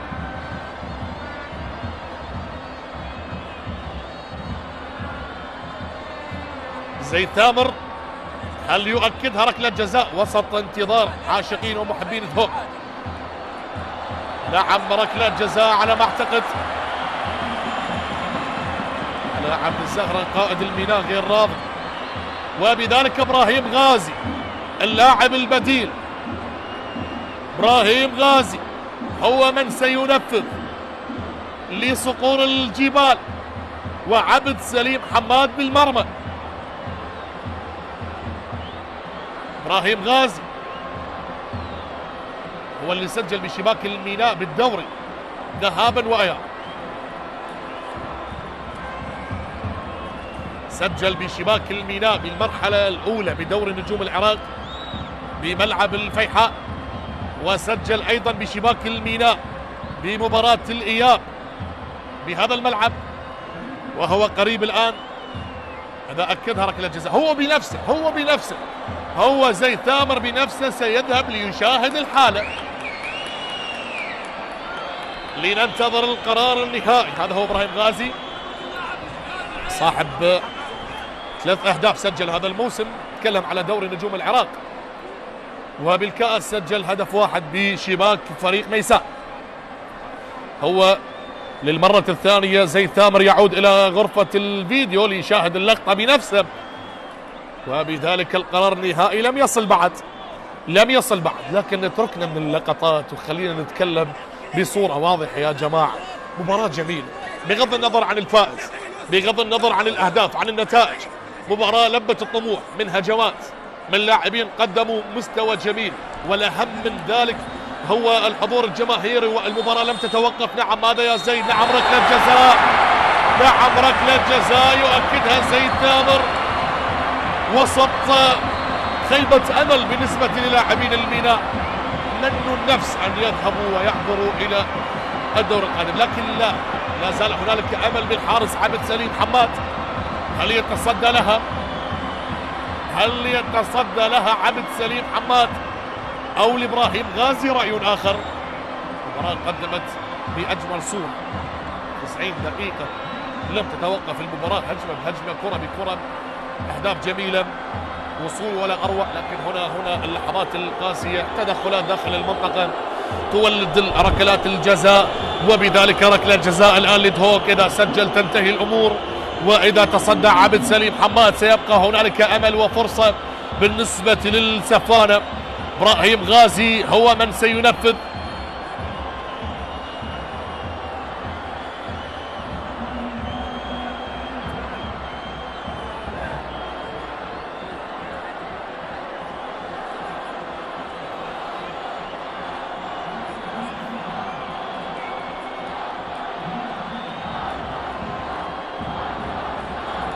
ننتظر القرار النهائي. هي ركلة جزاء وسط، أو عفوا ننتظر التنفيذ، ليس القرار النهائي، ننتظر التنفيذ. ننتظر التنفيذ. أسامة السيد مدرب الميناء المدرب السوري بحديث مع اللاعبين، وبالأخير هي ركلة جزاء. زيد ثامر سيطالب باصطناف اللعب بتنفيذ إبراهيم غازي. هو بآخر مباراة جمعت الفريقين بدوري نجوم العراق سجل أيضا ركلة جزاء بشباك الميناء، لكن اليوم هل يسجل أو يتصدى عبد سليم حماد؟ إبراهيم غازي وعبد سليم حماد. إبراهيم غازي والتركيز العالي، إبراهيم يتقدم. هيا بنا إلى السيمي فاينل، هيا بنا إلى النصف النهائي. صقور الجبال تسجل ثالث الأهداف بمرمى الميناء من ركلة جزاء. نعم يسجل صقور الجبال وبأقدام البديل إبراهيم غازي يأخذهم إلى النصف النهائي، وبذلك 3-1 تصبح نتيجة اللقاء. وبنفس التوقيت بنفس النتيجة الجوية يتقدم على النجف كذلك بنتيجة 3-1. مجموع المباراتين 8 أهداف في المباراتين، هنا 4 وهناك 4. 3-1 لدهوك و3-1 للقوة الجوية. بعدها بالساعة 10:30 مساء شرطة يواجه الطلبة بملعب الشعب، وزاخو يواجه نوروز بملعب زاخو.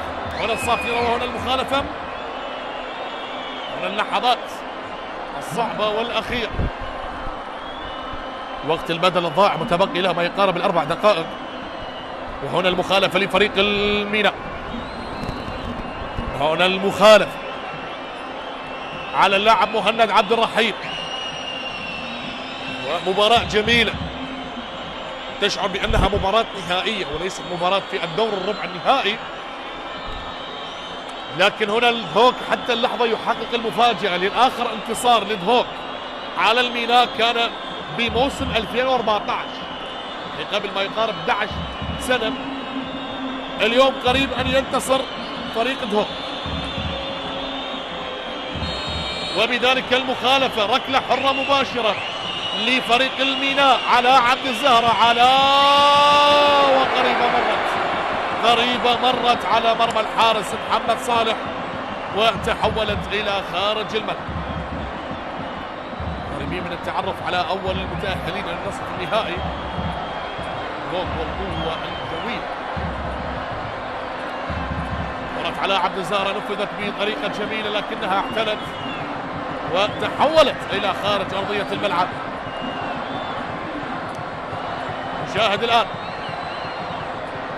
هذه الكرة الملعوبة من اليسار، لكن استمرارية اللعب عادت الآن. أكو حزين، أكو يحاول أن يراوغ أن يمر، لكن علاء عبد الزهرة يتدخل بهذه اللحظات والكرة تصل لوبيلو الذي وقع بالمحظور وأعطى ركلة جزاء لدهوك.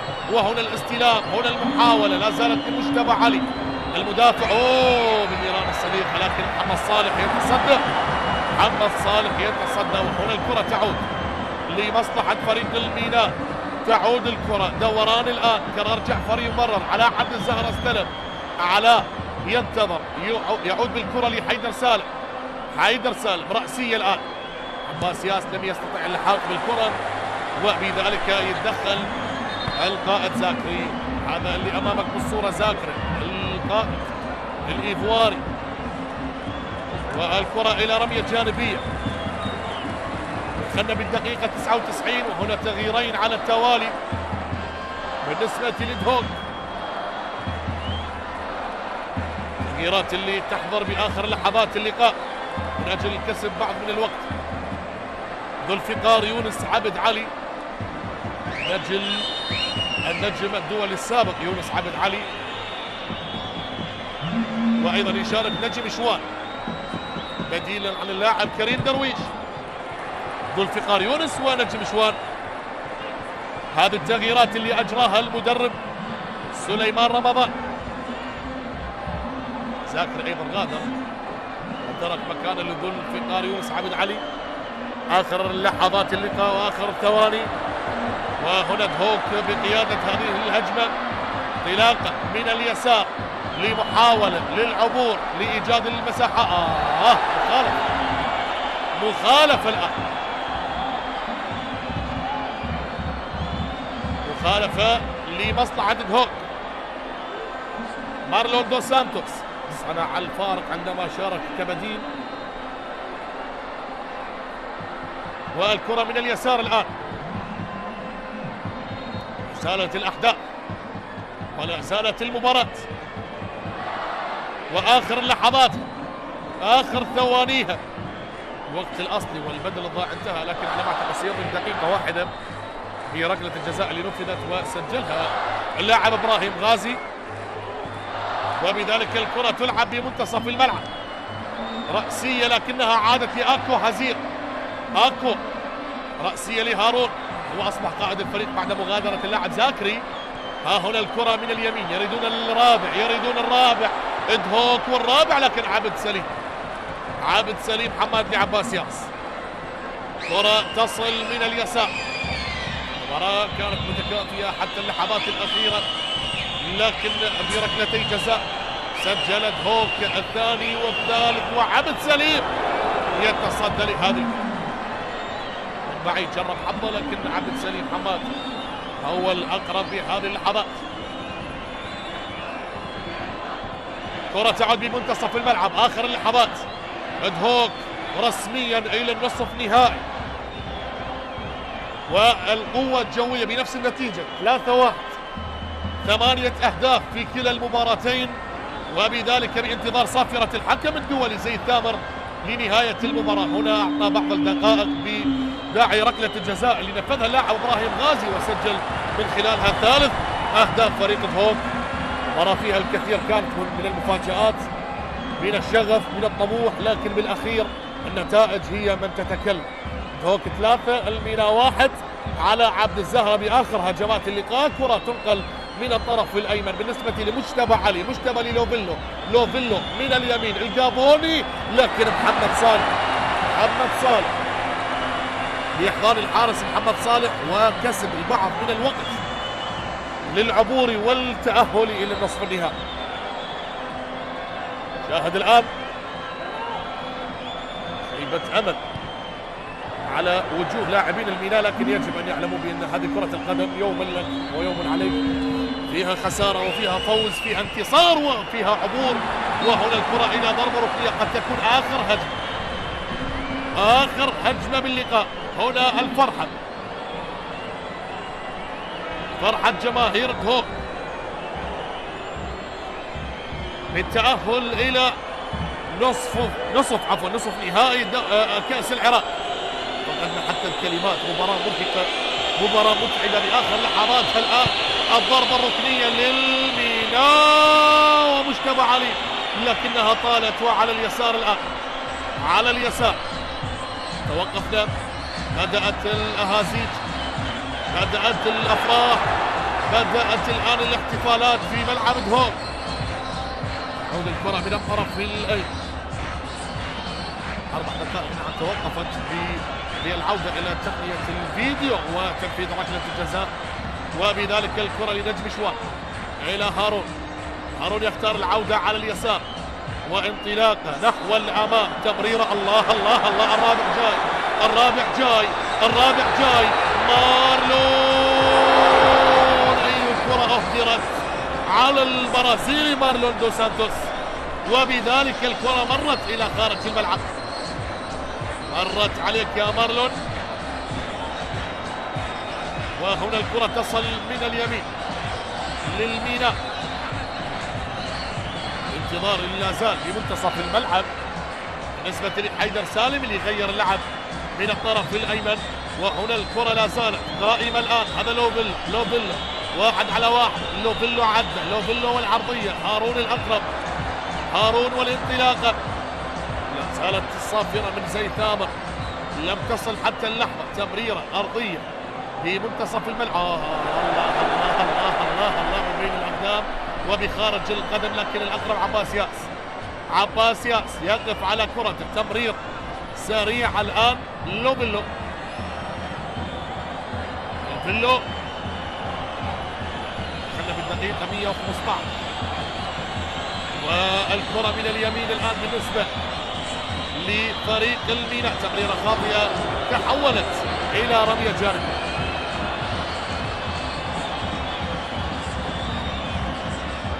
رمية جانبية الان.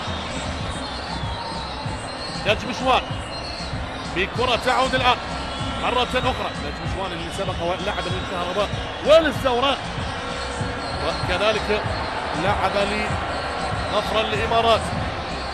تصل من اليمين الان بالنسبة لفريق دهوك. تدخل من اللاعب لوبيلو حتى اللحظات الأخيرة لا زال يعود للخطوط الدفاعية ويؤازر الزملاء، لكن هنا رمية جانبية بالنسبة لفريق دهوك على التنفيذ. قسمت الأمور.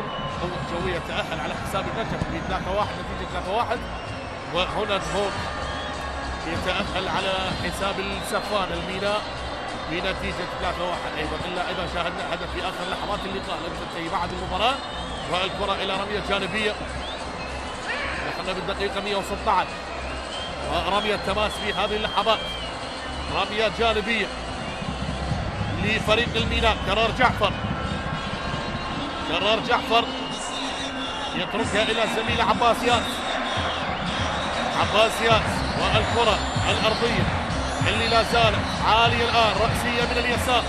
قطع الكرة حاضر بصورة ممتازة وبذلك العودة مرة أخرى وخاطرة النهاية تصل ورسميا دهوك يتأهل إلى نصف النهائي لبطولة كأس العراق مرافقا القوة الجوية. إذا مبارك لدهوك، هارد لك للميناء، مبارك لصقور الجبال، وهارد لك للسفانة. مباراة لبت الطموح وقدمت بأجمل صورة.